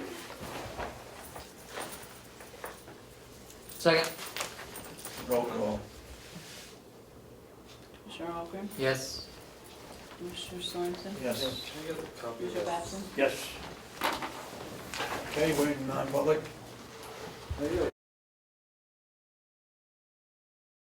Hey, John? I'll make a motion that we seal the minutes of session 1 and 2 for June 15th, non-public session. Second? Any further discussion? No. All those in support of the motion, say aye. Aye. Aye. And so And voted. you said seal, right? Sealed. Okay, sorry.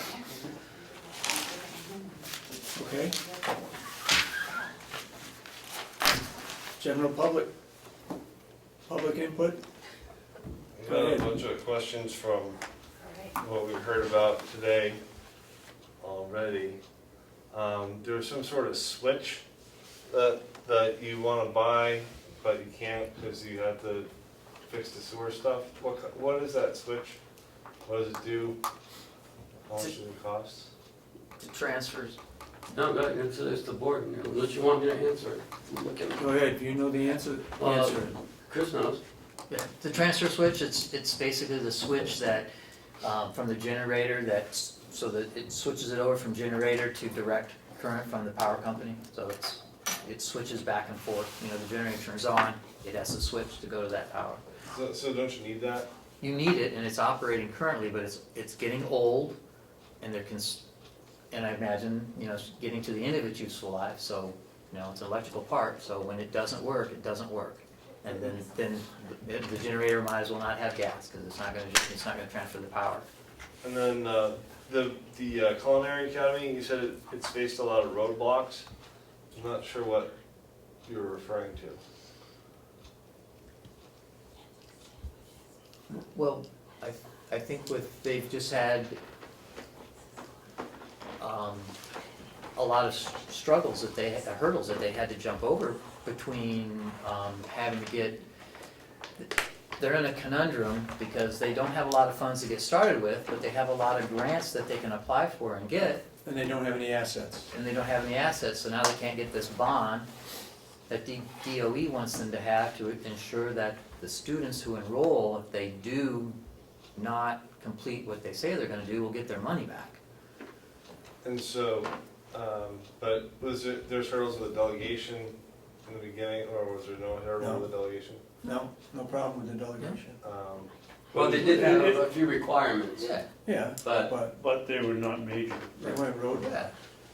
I mean, But what's happened, it appeared to us, Damon, that every time they fulfill request number one from the Department of Education, they'd fatten it up and make it wider, make it more constraining. They had $100,000 bond. 2 weeks ago, they tell them that it's reduced to $50,000. And they come back in here last week and say, oh, they've changed their mind, now it's $100,000 again. Every single step of the way, there's been roadblocks put legally or not legally, but whether they're there or not, that's what it appears. And this is an industry that we need, that skilled people are needed. So you guys are referring to conditions and approvals from the Department of Yes. Education? Right. And then the income stuff is pretty interesting, so I think should all get me a copy of that if you want. I thought that it sounded pretty interesting. What do you mean, from when Jason went to Cal? Yes, it is, it's a lot of information on But Conway and Ossipee went backwards. it. Yes. You can go to- go to mwcoalition.org, and it's all on there. Oh, is it? Yeah. Yeah. And does the commission have any kind of role in sort of helping that out, or reversing the trend? Yes, we're reversing the trend, we just have our wages reduced, so we'll be, Ossipee and Conway will contribute, yeah. So you guys are part of the next, maybe you dump the curve down. Yeah. Well, he didn't have his wages reduced. Oh, that's true, right, yeah. Anybody else? Go ahead, Melissa. If I remember correctly, the delegation voted to approve the Culinary Academy happening in the nursing home, but on Representative Cordelli's motion, part of that was that they had to get their Department of Education certificate. So are they going through these struggles because the delegation voted that they have to go through these struggles, or is there a mandate from the state that if you're educating people, you have to have that? Do you know? I don't know the answer to that. My best recollection is that their grant funding is tied to being, more so. Their grant funding is tied to being certified by the Department of Education. Okay. That's my best recollection. I just didn't know if the conditions that the delegation put on it had anything to do with the stall, like, kind of going on with payment, was just saying, No, or asking, okay. And was there a reason why the county couldn't put that kitchen equipment? What was it that they wanted to do? They wanted to have the kitchen equipment listed as assets for them? Yes, Yes. And the We- commission, you guys voted not to do that? yes. Is that, We went to our attorney and they said, don't touch it because of the liability. is there any reason we couldn't gift it to them? Pardon me? Is there any reason we couldn't gift the equipment to them or sell it to them for $1 or And then, something? well, Or okay, whatever. and then they go belly up. I hope they don't, but if they do, then whoever is the leaner will get the equipment, and the equipment belongs to all the taxpayers in Carroll County. Okay, I just remember years ago, the courthouse in Courthouse Square was sold to the Historical Society for $1, and if it ever stops being a historical society, it reverts back to the Right. county. So I didn't know if there was some kind of way around it that you could believe- provide I something believe like that was that. handled by the delegation, wasn't it? I believe Yes. so. Yeah. So there's one way that you could be guaranteed you'd get the equipment back if the Culinary Academy failed to exist, and I just didn't know if that might be a possibility to help them get going. I don't know. We can check that one out. yeah, maybe.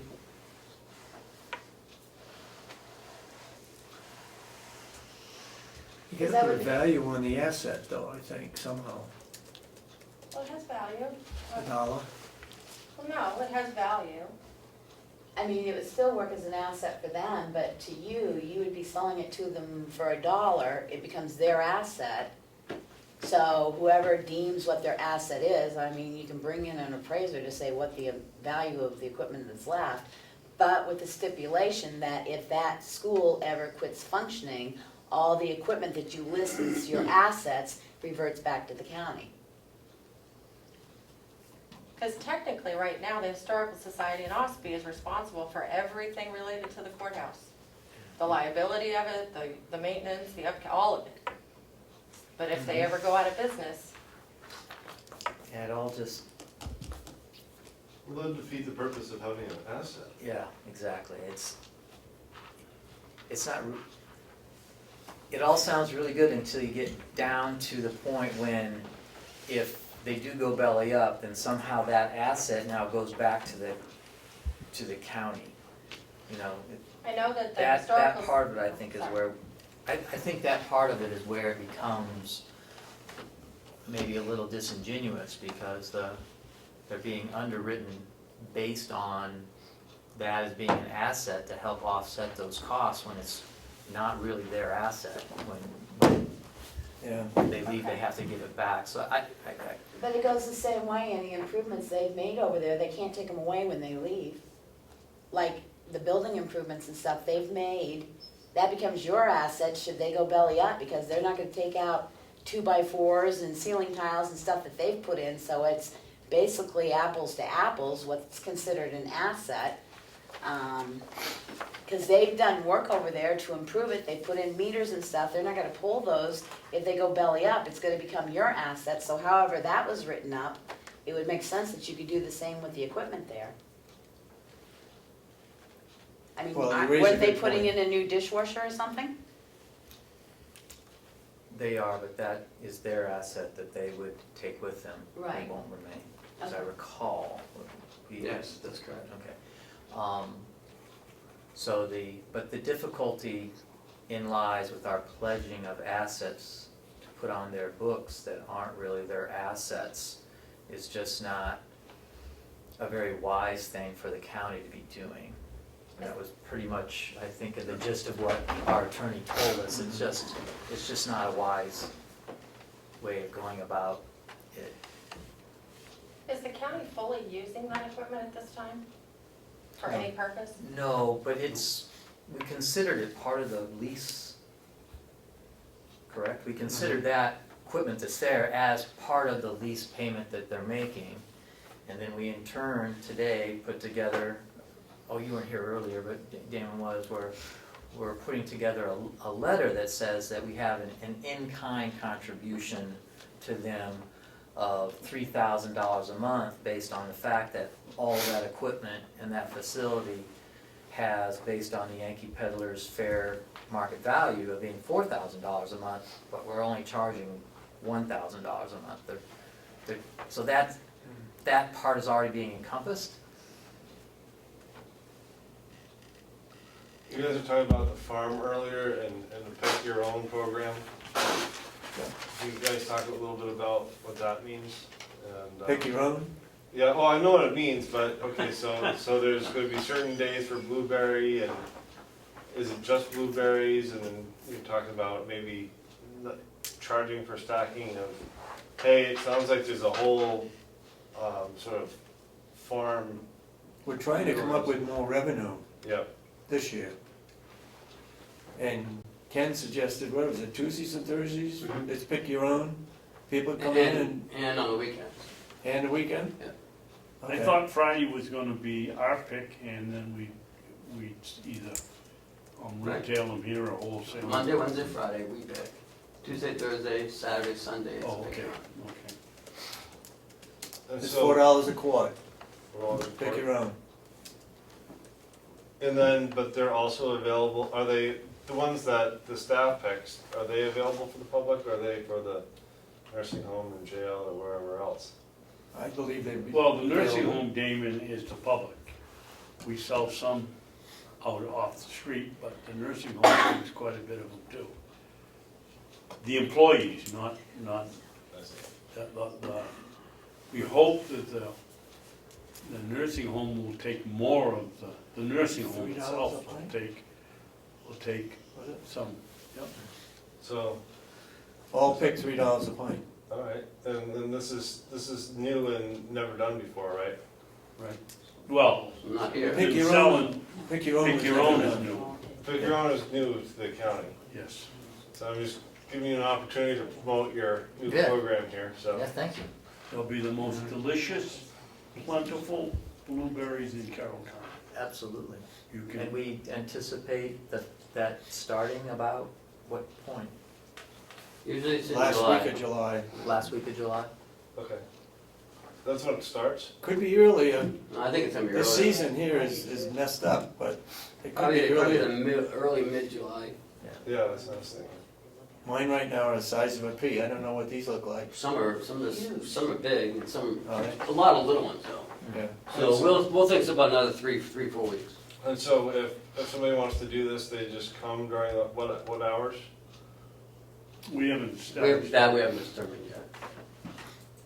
And but we will, that's on our agenda to get straightened out this week. is the area marked, and so you know, well, this is where you go, and is it- Parking, the whole works.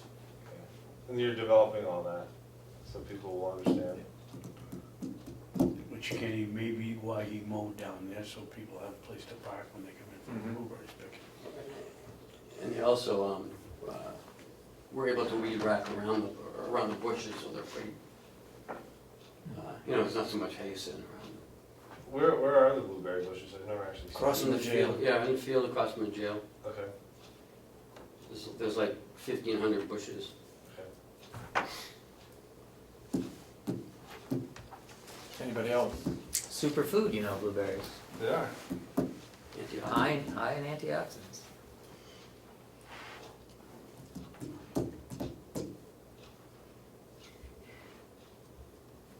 Any more questions?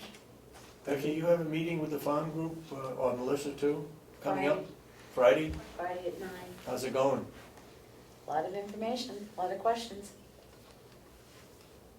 Are you getting the information you need? I haven't requested any further information, so yeah, I'm just going back through stuff that we've got that's already out there.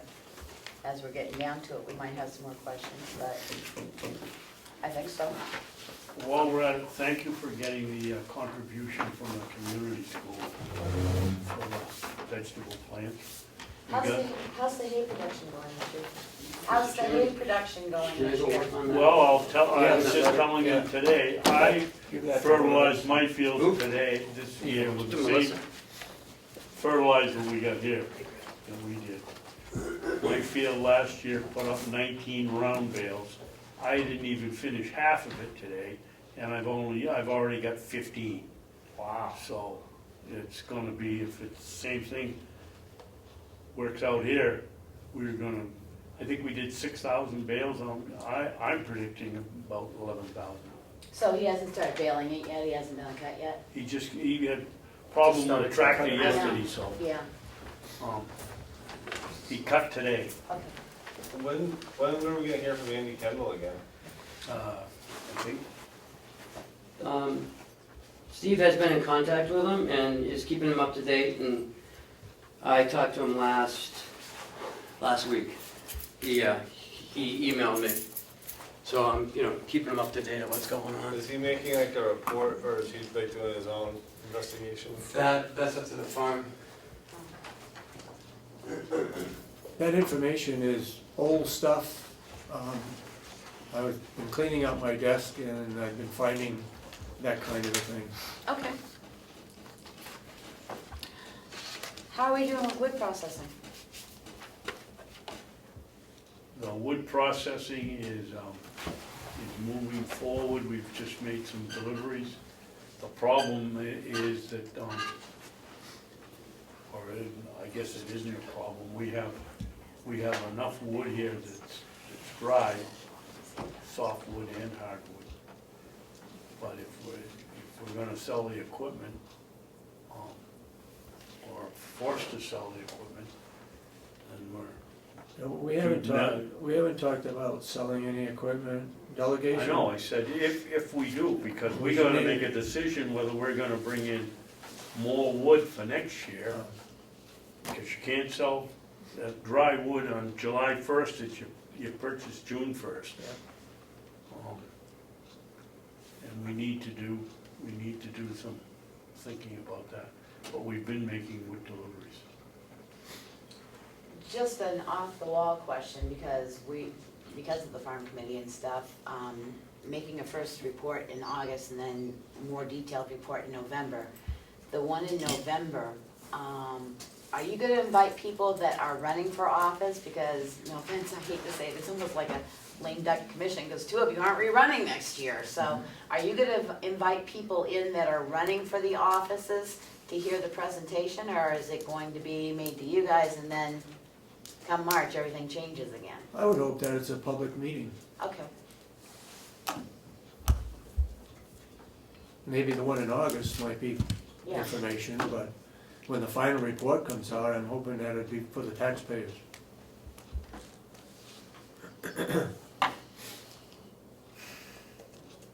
How's the budget look so far this year? Not just the, How's what? how's the budget look so far this year? We have to ask Ken. Looks good. Looks all right so far. Except for all the disasters. Except we're having some emergencies like the generator, that's another 6,000-7,000. We had a pump that went, the furnace That was downstairs, full. pump went. And there was a third one. And they don't think we should have a contingency fund. So we have to transfer it out of someplace else. Well, as Damon was talking, we're gonna have to take for this 6,000, 7,000 job, no, 5,900, I guess, when we didn't take one of the options. Yeah, 5,900. We're gonna have to transfer that money from the transfer switch that we're living on a wing and a prayer. Because we don't have any contingency fund.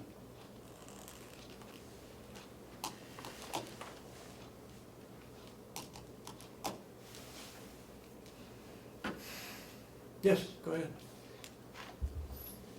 So through the years, whenever something has happened like that, it's always been responded to as an emergency, because there's never really been, capital reserves or contingency funds per se. is there work being done on some sort of a plan? Capital improvement plan? Yeah. How's that going? When Dennis was here, he put out to all the department heads to put together a capital improvement plan. The only one I have seen is from Registry of Deeds. I don't know if you've seen any others. But that's not all, that's Oh, really not connected with a contingency fund. We've put a contingency fund in the budget the last 3 years, and the delegation has taken it out. And, you know, yeah, you can, we will find it in the budget somewhere, but that means somebody else that needs something won't get it this year. Or if theirs breaks down, who knows, it's a domino effect. Do you think that the reason they took it out perhaps could be tied to the fact that there isn't a plan in place yet? No, we were promised by the chairman of the delegation that we wouldn't need a contingency fund. There would be no breakdowns, that's a quote. Yeah, you know, the CIP and the contingency funds are two different things. I mean, That's right. so they're not really connected. I think it was more, you know, maybe I shouldn't comment because it's speculation as to why they felt it was necessary to remove the contingency fund. But the only logical explanation that I can come up with is that they felt there was enough room of unspent possibilities across the board that we could cobble together money from, you know, just cobble it together in order to come up with the emergency money, which is kind of an unfortunate way of doing it. The real benefit of having the contingency fund is if you have money set as the contingency fund, then every department can more closely budget everything. Do you see what I mean? Because when they do the maintenance, they just look at, well, this is what we spent the past X number of years. Do you see what I mean? And so that's what we're going to ask for. Whereas if you have a contingency fund, the hope is that in each little piece of appropriation, you can be closer, because if you go over, you have the contingency fund to rely on. You see what I mean? So then the hope would be that the overall budget would be lower because you had the contingency fund, because every single department was more precise down to the wire. Is there Go ahead. any way, oh, sorry. Chris Siemens, obviously you know my name, but I'll state it because it's the first time here. First of all, thank you for having this evening public meeting. I was at the town hall, you came to the Effingham Town Hall Selectmen's meeting, and it was one of my suggestions that you do this. Still wish it was a little bit later. As you can see, I just got out of work, I'm a mess, but thank you for that. And if I sat here long enough, I knew I'd come up with a question.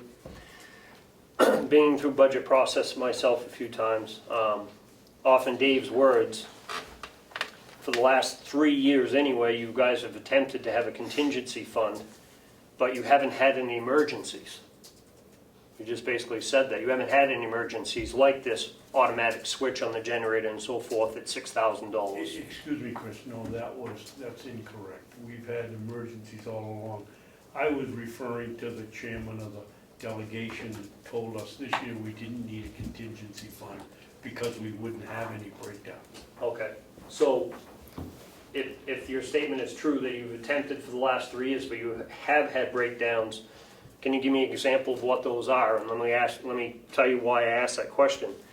Is if you did put that money in and there were no breakdowns, that's taxation money that's being raised every single year that doesn't get utilized, that just goes back in the general fund. That's right. On a budget of approximately what, $26 million? 30. $30 million. Close to that. So on a $30 million in budgeting process that I have, when your department heads come in, and I call a spade, if your managers and your department heads are doing their job, they've already figured in a contingency fund when they bring that budget to you for their own department. So like that switch itself, would be in a maintenance thing. So if you have a department head for your maintenance, he's already figured in a contingency fund into his budget, or he should have, or he or she, sorry. From my standpoint. You're right, Chris, And and that's what generally we were that talking happens. about today. We're going to take it out of the appropriation for the transfer fund, transfer switch that is in the budget this year. There's no contingency fund, so we have to take it from somewhere, so we're going to take it from the appropriation for the transfer switch and pay for this project. Which is what? Isn't it a transfer switch you're talking about? No, So what's the emergency that you need to take that money from the transfer The, switch? Radiator. the Radiator on the generator went over the weekend at the old nursing home that controls the septic system, and we had to shut the jail water off because we didn't have any power to run the pump. So we did have in our budget for the transfer switch. We didn't have in our budget for the generator repairs. So your plan was to change that generator switch this year, so it was Yes. budgeted to do this? Yes, Yes, yes. just what you're saying. So, call Now- me foolish, but the year's almost half over. Why isn't that money already spent if we needed it so bad? Why hasn't that project already been done? And that money Good already been question. spent? Do you understand what I'm saying? Yeah. All I can say is probably Bob Murray didn't think last year we needed it, that this was the year. Or No, no, maybe no, no, it no, was then and no, we no, took no. it out, I don't know. No, what I'm He's saying, talking about when the budget was approved until now. Why wasn't it done? Why wasn't it spent? when we budget for something, or when I've ever budgeted for something, it was a need now, Yeah. for the most part. So as soon as you got that money, you started expending that as needed. If it's something that's aging and needs to be taken care of, and we budgeted for it, in my opinion, as soon as the snow cleared, which we didn't have much this year, if it was needed so bad, at $6,000, that should have been done in maybe April, maybe May. It's middle of June. Yep. And- You're right, you're right. So I would inquire, just out of curiosity, well, what was the plan? When did you plan on changing that switch? Because thankfully, you haven't yet, and now we have this emergency, but why wasn't it done already if it was needed so badly? I think the answer to that is, and I don't want to put words in Mr. Murray's mouth, but the budgets are so tight, Chris, that I think that some of these department heads wait till later in the year to be sure that they don't need the money on someplace else. So that would be that contingency fund that I said. They just call it something else. But ultimately, they said that switch is holding up, but it might go this year, so I'm gonna throw that money in there for the event that it does go, or we need that money for something else, and we'll just call it this. Oh, Well, maybe that's what they do. Because but that that's a generator good that you explanation. changed, is that fall underneath the same maintenance for the county grounds? Not the contingency fund, but the maintenance. The maintenance. Would, the transfer switch is was in on the the, maintenance. is in the maintenance budget. So, going off my own words, that department head, you sounds like you have the right person in place, and he's already in his head put his own contingency fund in there and is taking care of that generator that has failed. We hope, we hope. Potentially. Yeah. You guys are not in a position where you could certainly say anything like that, but I We can. hope. So, thank you. But Well, we following up can on agree that that, the person that we have in place is doing a good job. Yeah. but following up on that, that's the same thing when, it's not capital improvement, but I'm gonna give you an example. The wood processor, how many hours does the wood processor have on it? Because they have a meter count on their motors, how many hours does the wood Yeah. processor have on it? Because you know on equipment, at such and such number of hours, you have the possibility of A, B, and C failing. So following up on what he's saying, if I'm a manager, then I'm gonna put in for A, B, and C, but I'm gonna change it out because I know there's a possibility that it's gonna fail. Instead of what we do now is we put it in, and if it doesn't fail, then we've got money to use someplace else. Because every time you go to present a budget and ask for a contingency, you've always managed to make it by, because somebody is holding back money in the event that they have an emergency till the end of the year, instead of doing what they should be doing with the budget, and spending it once it's approved in April, and replacing the stuff that they're supposed to be replacing. Then if you have something go, you go to the delegation and say, we have an emergency, where do you wanna come up with this money? That's, I agree with him, that's following up, that we put it in there, but we don't use it, you're always holding it in case something blows up, and then when you go to do a budget again, they say you don't need a contingency fund because you've always managed to cover, but you let something else slide until it's an emergency. And same thing with the equipment, that's what scares me about the equipment, because the tractors, the wood processor and all of them, once you hit certain hours, you start doing maintenance on those at certain set hours. You may be replacing a switch, you can wait until it fails, but what's the point? Because then you're out of commission. Again, trouble with the hay rake and everything else this week. Now you're out of commission for another whole week that you could be doing something that you can't because somebody held tight in case they don't have the money to cover something.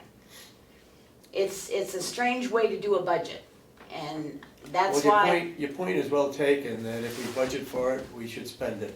Because then you can go to the commission, you can go to the delegation when you have a true emergency like this and say, we didn't budget for it, we have an emergency, where do you want us to come up with this money? Because we've already spent the money we budgeted for on the parts we budgeted for. Yeah.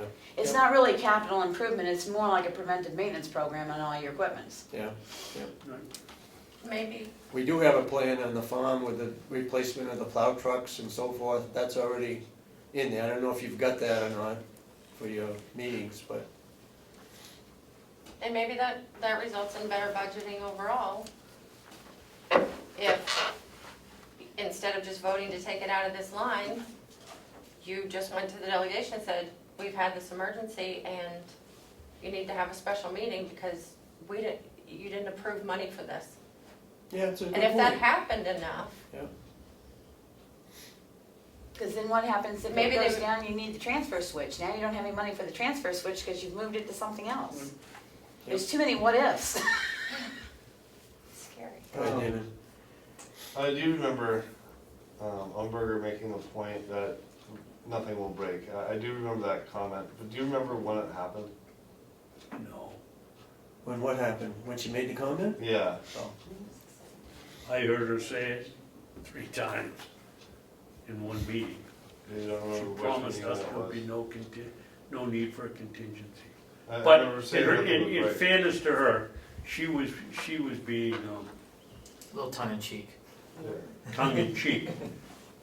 But that doesn't address the problem that in a complex this size, you're gonna have problems, and to think you're not is not, or think you can swindle your way out of it, is not good. Now, if we did things Becky's way or Chris's way, that would mean having to go for supplemental budgets if the matter's big enough, No, right? No, I mean, the- if it's a big enough cost. the idea is, I think to the point is that if your managers are trying to put in enough in their budgets to carry the day, so they'll have enough at the end, and they may not spend it at the beginning, and then, is that really the wisest way to going about it? And whereas if they are they're only planning for, not the unforeseen, but planning for what is the foreseen, then their total budget will be smaller. And then if you have a contingency fund, this one big fund that plans for the unforeseen, that, each department head adding, I'm just gonna throw this out, it's not the real numbers, but just to make it easy. So if each department head in their department, and there's 10 departments, is adding $100,000 to their budget, because they're trying to budget for the unforeseen, that's a total of $1 million. Now this is, okay? But if you had a contingency fund that was only $300,000, and everyone else then would budget $100,000 less, your overall budget would be smaller. And the things that you needed to buy, and that you decided you needed to do, you went out and you did them, because that was what you needed to do. And then when emergencies came up, you had, when the unforeseen came up, you had a fund that you could go draw from and go to them and say, you know, the radiator broke on the generator, so it's gonna be $5,900 to approve it. We wanna transfer money out of the contingency fund into that particular line item to pay that. So if we had changed the switch before it was broken, then it'd be even deeper in the hole than we are now, and if that was a very expensive item, we wouldn't have the money to cover it.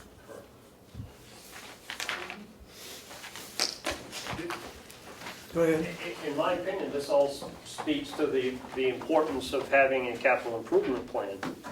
Using one of you, I'm not sure who just said it, but somebody said a complex of this size. A complex of this size, pretty much everything you're dealing with is large and expensive. If I have a generator at my house, it's $200 or $300 for the automatic switch when the power comes back on, when the power goes out for my generator to fire up. It's not $6,000. If the generator fails over there, I can go to Lowe's or Home Depot, what have you, and buy one for $800. You're talking $6,000 or $7,000. If, God forbid, the one that went here, which it did back during the ice storm, which is an emergency, I understand that, but that all speaks to the importance of having a capital improvement plan. And the hour meters and things like that, because you say at a certain amount of hours, we really need to start thinking about replacing this item or that item. And I believe, Mr. Sorensen, you said that Dennis started one? Yes. You're referring to Dennis Robinson, the old superintendent of the jail? No. Dennis Miller. Oh. Miller. Yeah. Okay, because I was thinking, well, gee, that was a while ago, so, okay. What we're talking about, Ken, which they made a point, is we budget for a transfer switch. Why did we wait until now to buy it? What they're saying is you budget for it, you buy it. And whatever else happens. You have to go to the delegation to get an emergency transfer or whatever. It's a different way of doing things, but if you budget for it and you really need it, then you need to purchase it. So do y'all purchase it all in April, or as soon as the budget passes? That's Well- what Chris is. I mean, realistically, if you're talking about a $6,000 item and you need it, and you're asking for it in your budget, well, to me as a taxpayer, it's kind of hard to sell, because let's just say that this didn't happen, okay?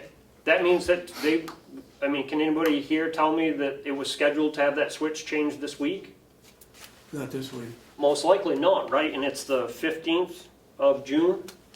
So if it wasn't scheduled, we're talking best case scenario, they're going to do it in July. Well, the year's better than the half over. They needed it so bad. As a taxpayer, $6,000 item, and you've gone through half the year and you haven't used it yet. You haven't done anything with it yet. So you obviously didn't need it too bad. You understand what I'm saying? So it's fortunate that the money was still there. And as far as the department heads go, and what I was saying about their own internal, in their mind, contingency fund, if you have 10 department heads, and they came and said, well, and you said to them, well, what's this in your budget? What's this $50,000? And they all have $50,000. Well, that's our own contingency fund. That's our savings account in case something happens. Well, that's going to be a hard sell. But if they have items that they say, well, we might have to change this year. We might not, but we might need that some money someplace else. So they call it this, and the money's there. You know what I'm saying? And I think that It would make That's a one way better to get around it would make a better presentation to the delegation. If you budget for stuff, as soon as the budget's approved and you buy it and you spend it, then when you have something like this go through, that's a better reason to say to the delegation, we need a contingency fund because we have emergencies like this. Whereas now, everybody sort of holds their money till closer to October, November, so that if you have to move money around, but yet when you try to prove that you need a contingency fund to the delegation, they go, but you had money in your budget, you already replaced it with no problems. So it's a different way of doing budgeting, that you spend it when you ask for it, and then the emergencies that come up, you have more proof to say, we need a contingency. And you're right, the budget will get closer from department to department, because if they have an emergency, they will have money of which they can draw from. So it would be a more accurate way of budgeting. Well, it's the hope. That's what you hope, and that is the purpose, that making that all happen is different. Well, I guess it all goes back to the need. If it's a need, it's not a, it's a necessity, it's not a wish. It's a necessity to get it done, then we ought to do it. Go ahead, Melissa, go ahead.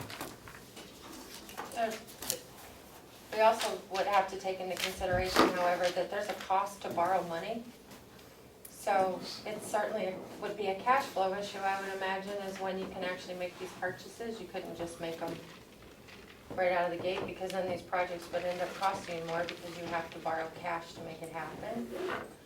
But on another thing on the contingency, did you say that you've had it for 3 years or a few years, or? It's either 3 or 2, I remember 2 that it's been taken out. Okay.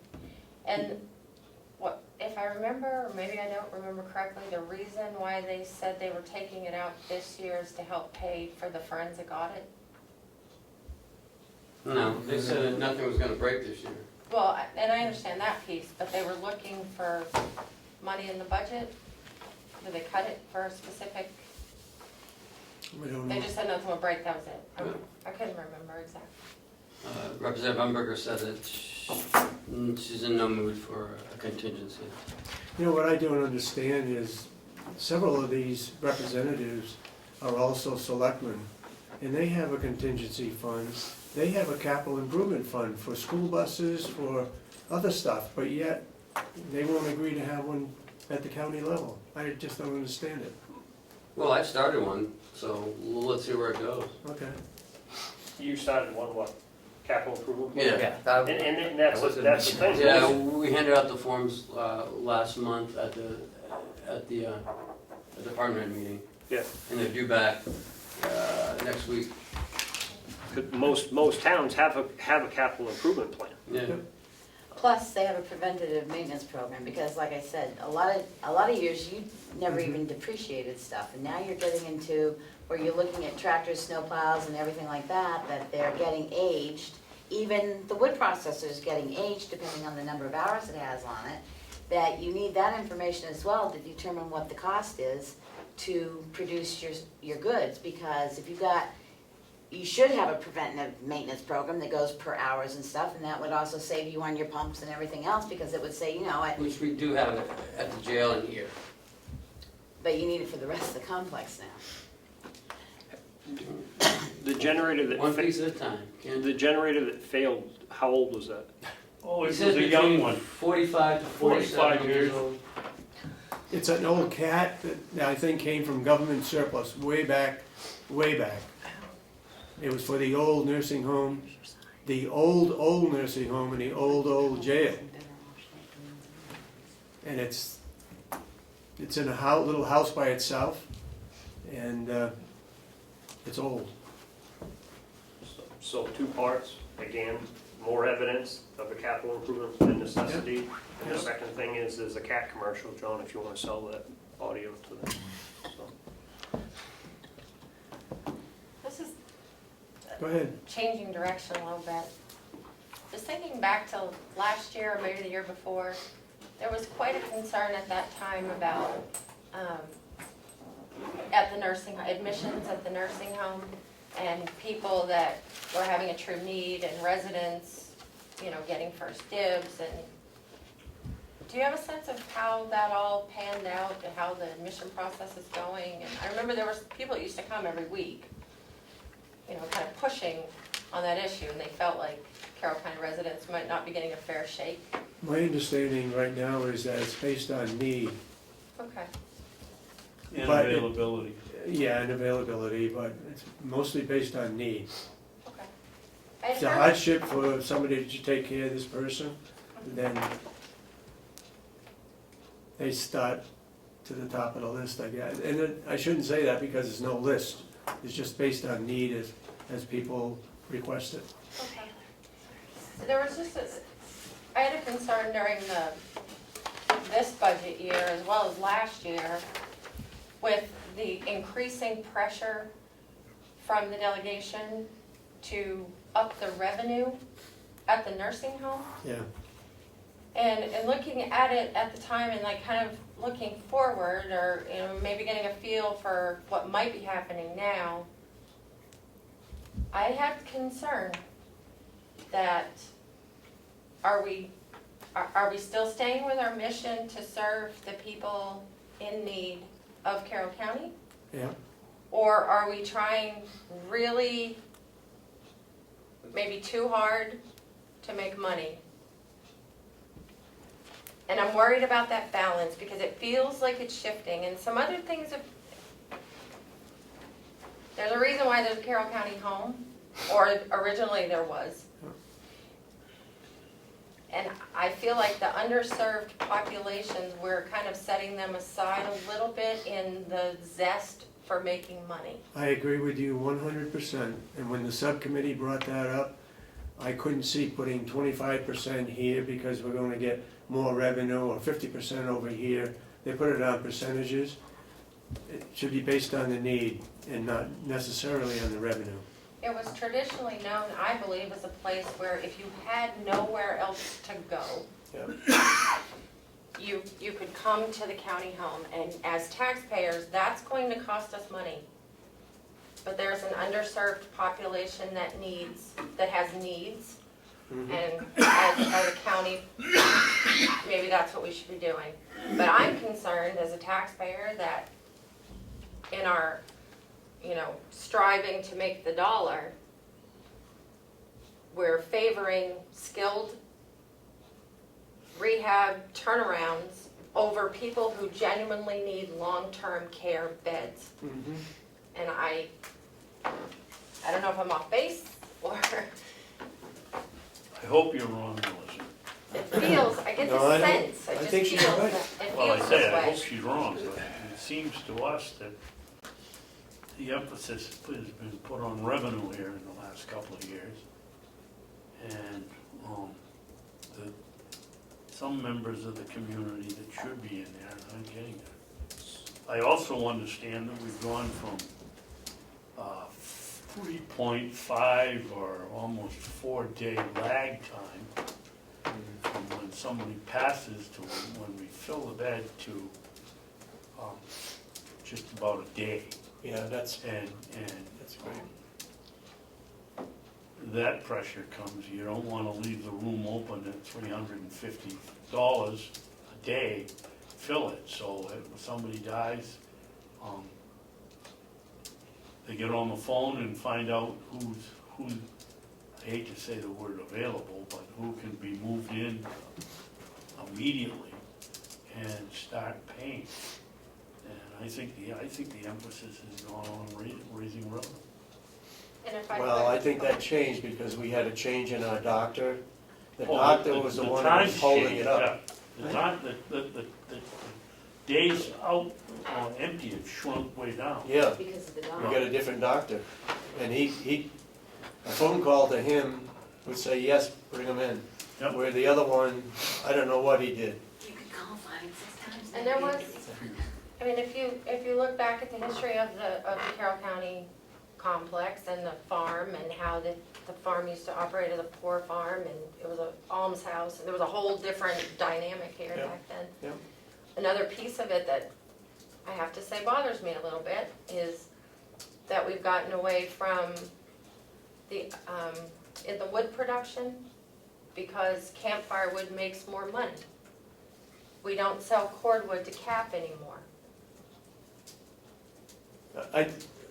I understand that you have an obligation to the taxpayers to carefully watch the money and try to make things break even as possible. You're not in the money-making business, but if you could get it, close to even, that's a good thing. But there are some pieces that the general community, the wood suppliers in the community, I've heard, don't necessarily want to supply cap because they can't afford to float That's right. the money. CAP doesn't pay that way, it's a government agency. Yeah. But the county can. You always get paid. CAP has never stiffed you, I don't think, even in their worst times of uprising. You've always gotten paid, and I think Yeah. there are pieces that we shouldn't move away from. And it's making sure that the more vulnerable populations are being served. At the nursing home, with the campfire, with the cordwood, and there may be some other things, but those are just two that, With the cordwood, I guess where I'm coming from is there's a lot of people out there that are selling firewood. right. And this competition, we don't wanna be in competition with them. Right. We got a little niche selling our campfire wood to the state parks, which is making us more money, true. But there's a lot of other people out there that are selling firewood to homeowners. To homeowners, yes, and maybe, and I'm not saying that you should be in competition with that group, I'm just asking that you consider if it's possible to continue selling cordwood to CAP for fuel assistance customers, that's all. Not competing in the general market of selling it to private, no. Thank you. I would second that, and mostly off the fact that if there's a concern about looking out for the taxpayers' money as to where you sell the cordwood to, Tri-County CAF is still taxpayers' money. I mean, they come to the towns and they ask for money, so that's still my money. I mean, I go to my town meeting in Effingham and they still request money from me, so that's still county taxpayers' money. I think it's the way you account for it, You're right. whether you account it as a benefit to us or a benefit to the town. It's accountability, I guess. It's the way you account for it and who looks at it and understands it. Yeah, I understand that 100%, and I don't think that anybody would look with any question or suspicion if the county was selling it to went back to selling it to CAF. Yeah. So, and my second thing was, believe it or not, she didn't really tell me anything. Because if she don't think she can, she doesn't tell me anything at the house, so. Everything's off the record. Just to clarify, again, I'm right out there type of person. Can you tell me affirmatively that county residents get first dibs at the nursing home or not? Because they used to, and I I, think they- as a taxpayer, would like to know. You don't know. You sure of that? It's a consideration, but again, it comes down to who's available to move into that room right away. Some of them are county Alzheimer's and residents, some of non-Alzheimer's, you them mean? Didn't Howie put together a policy? Don't we have a policy on how? Well, some people aren't ready to move, some people, when we make the call, they gotta be ready to go. Some haven't been talking to, some aren't ready to go yet. Well, that's true for anything, Yeah. but it seems though it's a county facility, it ought to be for county taxpayers. Well, that's a different question. The question Well, is whether That's they're what he getting. asked. What was the question you were That's asking? pretty much what I asked. That's what he That's asked. pretty much what I asked. Does the taxpayers in Carroll County have the privilege of being to the top of the list when they go to nursing I'm gonna homes? sit here and tell you no. I don't know what the rest of you think. You sure? Yes, I thought we put together, well, it was before I was commissioner, but I thought Howie put together a policy on admissions that spells it out, and the residents of the residents of the resident, or perhaps their children, is part of the decision model. So there is some consideration, as to my understanding, as to whether they are Carroll County residents, or maybe their children are Carroll County residents. There's some sort of connection, but need, like how bad does the person need to come to the facility, that can possibly trump that. You see what I mean? Like how critical it is for this person, how bad they need to come, is also part of the overall decision tree. So it's complicated, and they try to be fair and just. I can tell you that, and they put a lot of time in it, and I don't think it's a secret, right? They put together a policy. That's not a They were secret. doing that before I left. Yeah, I believe there's a policies that you can review if you'd like to ask them about it, to see how they come up with their decision tree. You know, but that's my recollection, that some of it has to do with residency, but also some of it has to do with the acuity of the resident. I understand from the medical side of things, the doctor would have to sign off as the appropriate facility and so forth for that patient. So from a personal standpoint, I spent better part of a week, almost 2 weeks, almost a year ago, attempting to get my father into that facility. And I'm not really, now I'm kind of suspicious of the reasoning why it took so long to get him here. Did he finally get in? He did. Yeah. And he did pass away in that facility. And he was a county taxpayer, worked at this facility back in the 60s. So tremendous amount of history. Not that that gives him even more trump power, if you will, but Do you think he was well taken care of? he was. He was very well taken care Well, the of. quality of care is Yeah, outstanding. never any question there whatsoever, so. Never a question. um, Thank you for saying that. Damon has a question. In terms of the nursing home, sort of capturing the bad debt, how's that project going? You got an answer to that one? Bad debt from the state?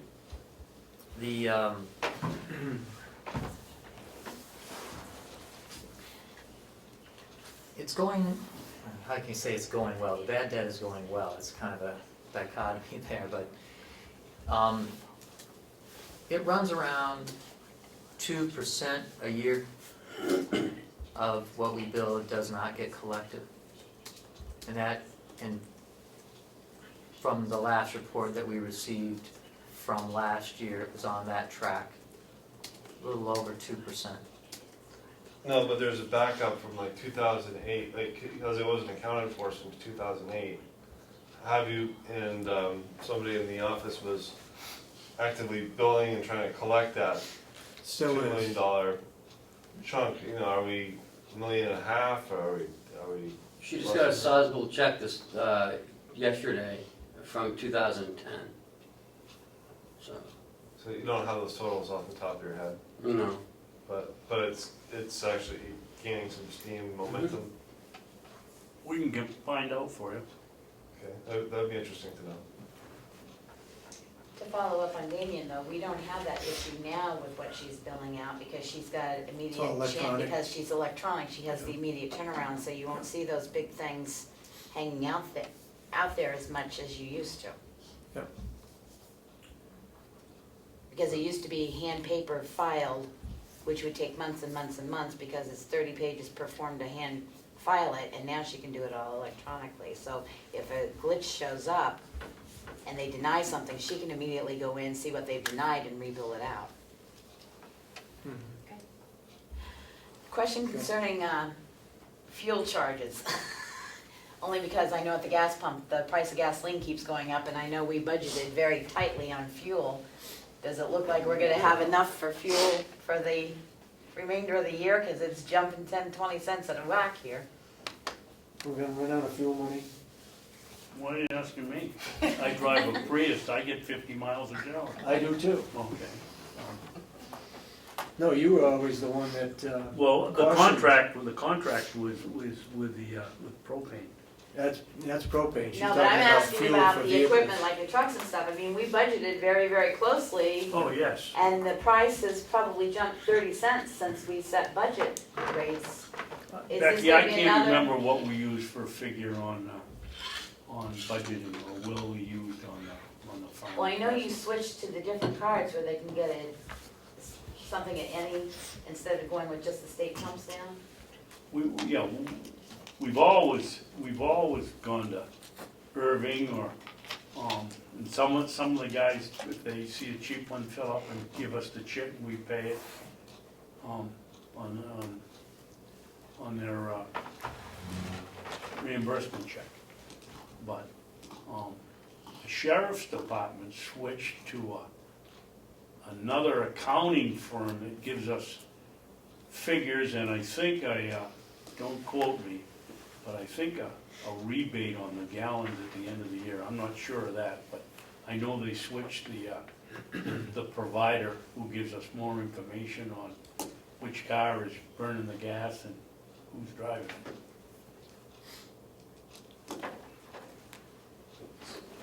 So the county doesn't use like I believe the company's called like Ride Express, which is like a fuel charge. You see like public service, the cable companies and so forth, they used to use like a special card. They specialized just in like fuel surplus, and they can use that card anywhere they go, wherever the fuel is cheapest. So if it's I don't think so, Chris.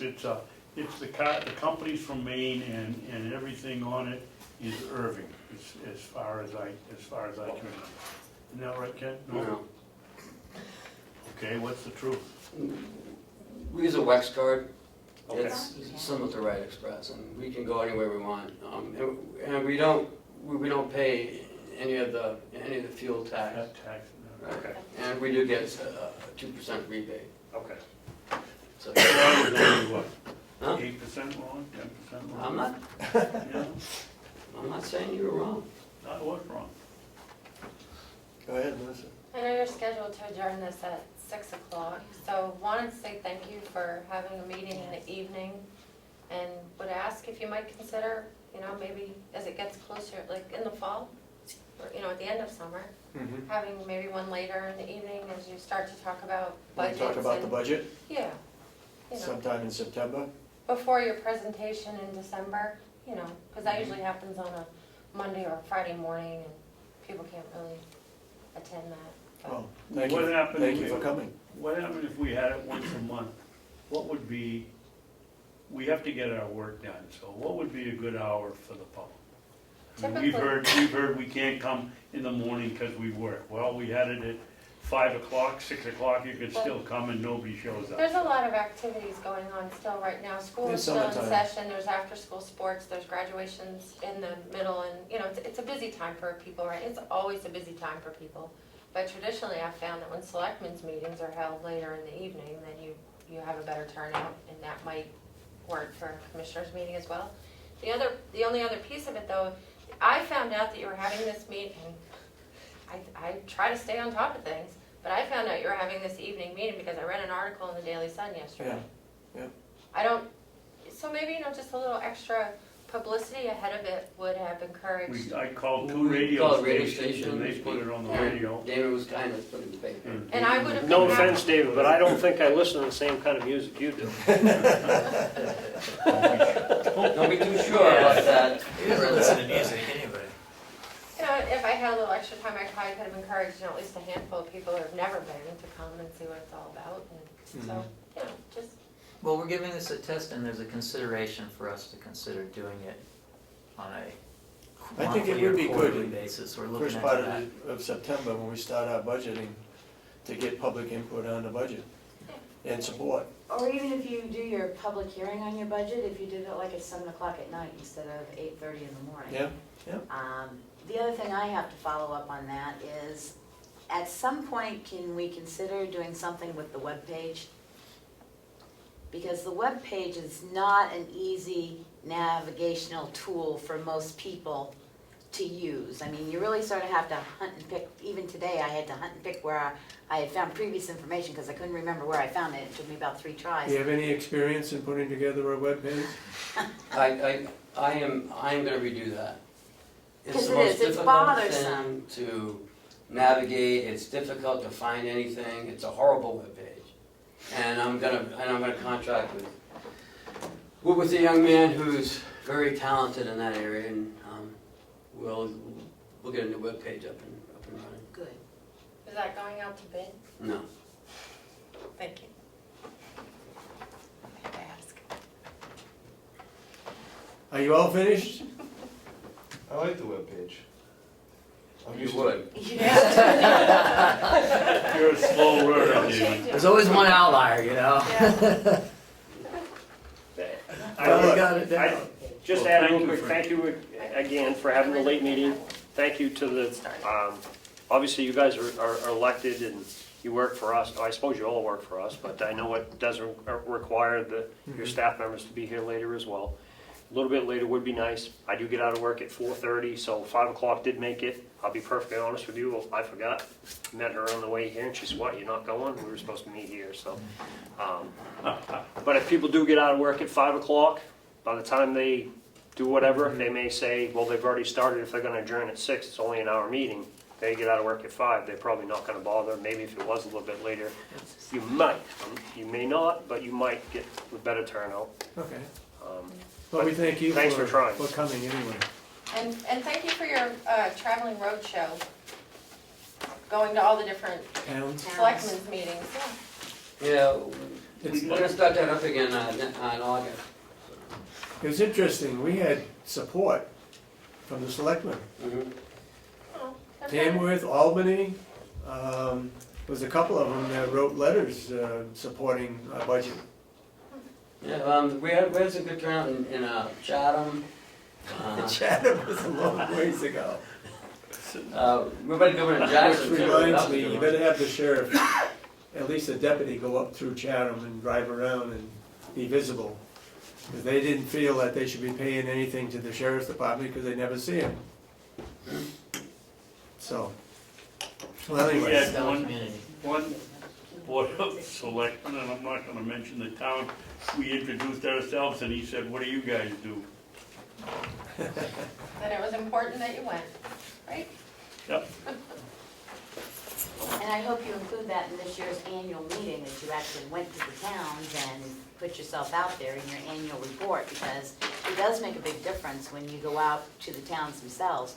And if we have a little bit more advanced knowledge of when you're going out, maybe we can do some advertising too, to get people, Yep. get more people there to see what you actually do. You know what was amazing, Becky, to me? A couple of the places we went, you wouldn't think that they would be interested or would have limited knowledge of the county, and they were the towns that had the most knowledge and Yep. we went into one for 15 minutes and an hour and a half later we came out of it. Albany and Sandwich was unbelievable. Yeah, they were really up on what was going on in the county. and Eaton had a brand new selectman and he did his homework. Yeah. Yep, yep. You need to fill this out, I need, if you could Thank give you. it back to All us. right, Thank you. You need to fill Did this you want me to out. add some? This is for the auditor. Oh. Bye-bye.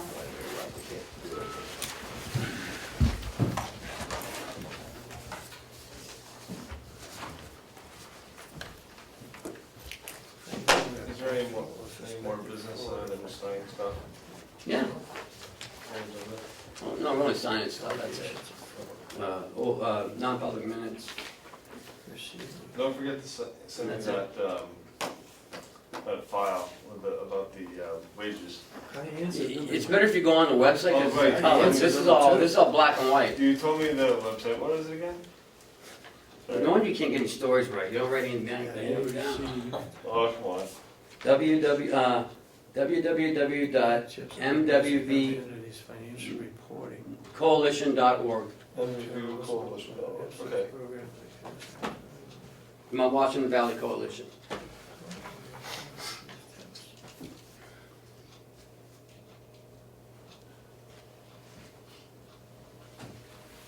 All right, thanks. Thanks, Damon, for your help yesterday. Anytime.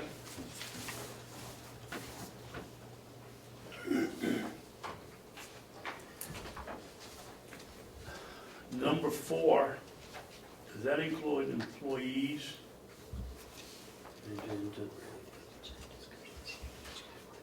Where is a governing body doing business with the organization?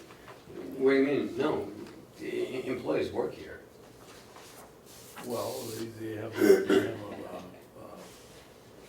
relationship with other people that work there, is that what they mean, or is it just doing business?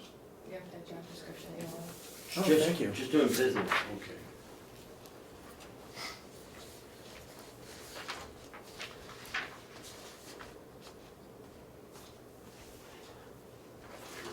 Oh,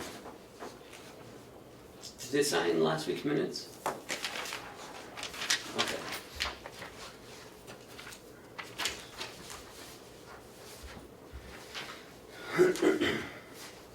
Now, how do you answer number 2? Are you aware of any allegations of fraud? Well, some people think there is. You can answer it the best of your ability.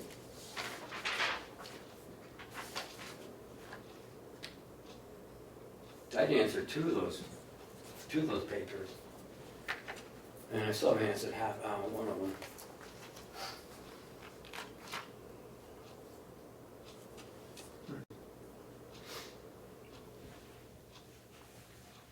Any tips of complaints?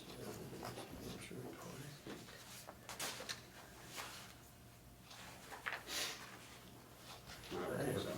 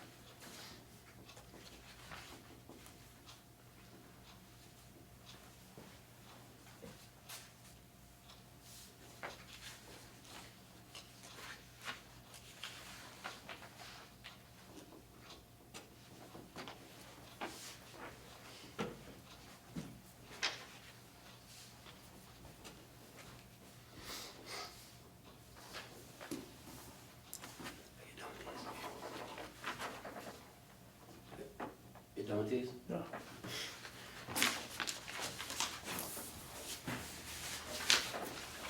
Well, I gotta get home and make hay, Jesus Christ. Well, hey.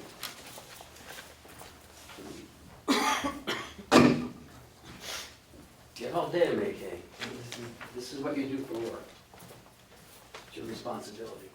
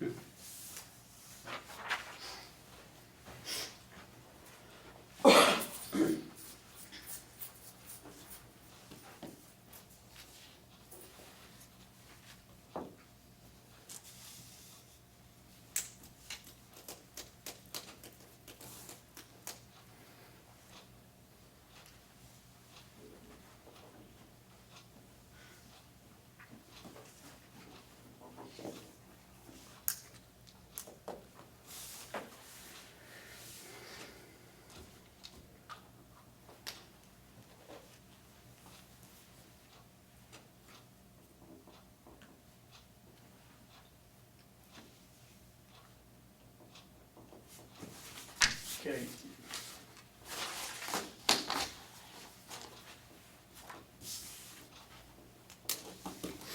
Here's my vote. What's that? Here's my vote. You're gonna sign it? Yeah, only sign, well, in case they don't,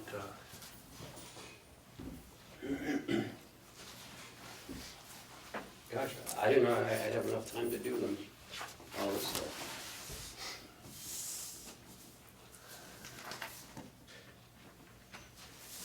it's only because it's such a busy week, we gotta be somewhere tomorrow morning, so we can't finish it tomorrow morning. When I just gave a copy. Oh, I can't go to For that. the payroll court. Oh, payroll coordinator. Are you done, sir? Thank you. You going to the commissioners meeting, Yeah, Babson? Down in Stratford? yeah. You going? I won't be there. Okay. Okay, what time is it supposed to be there?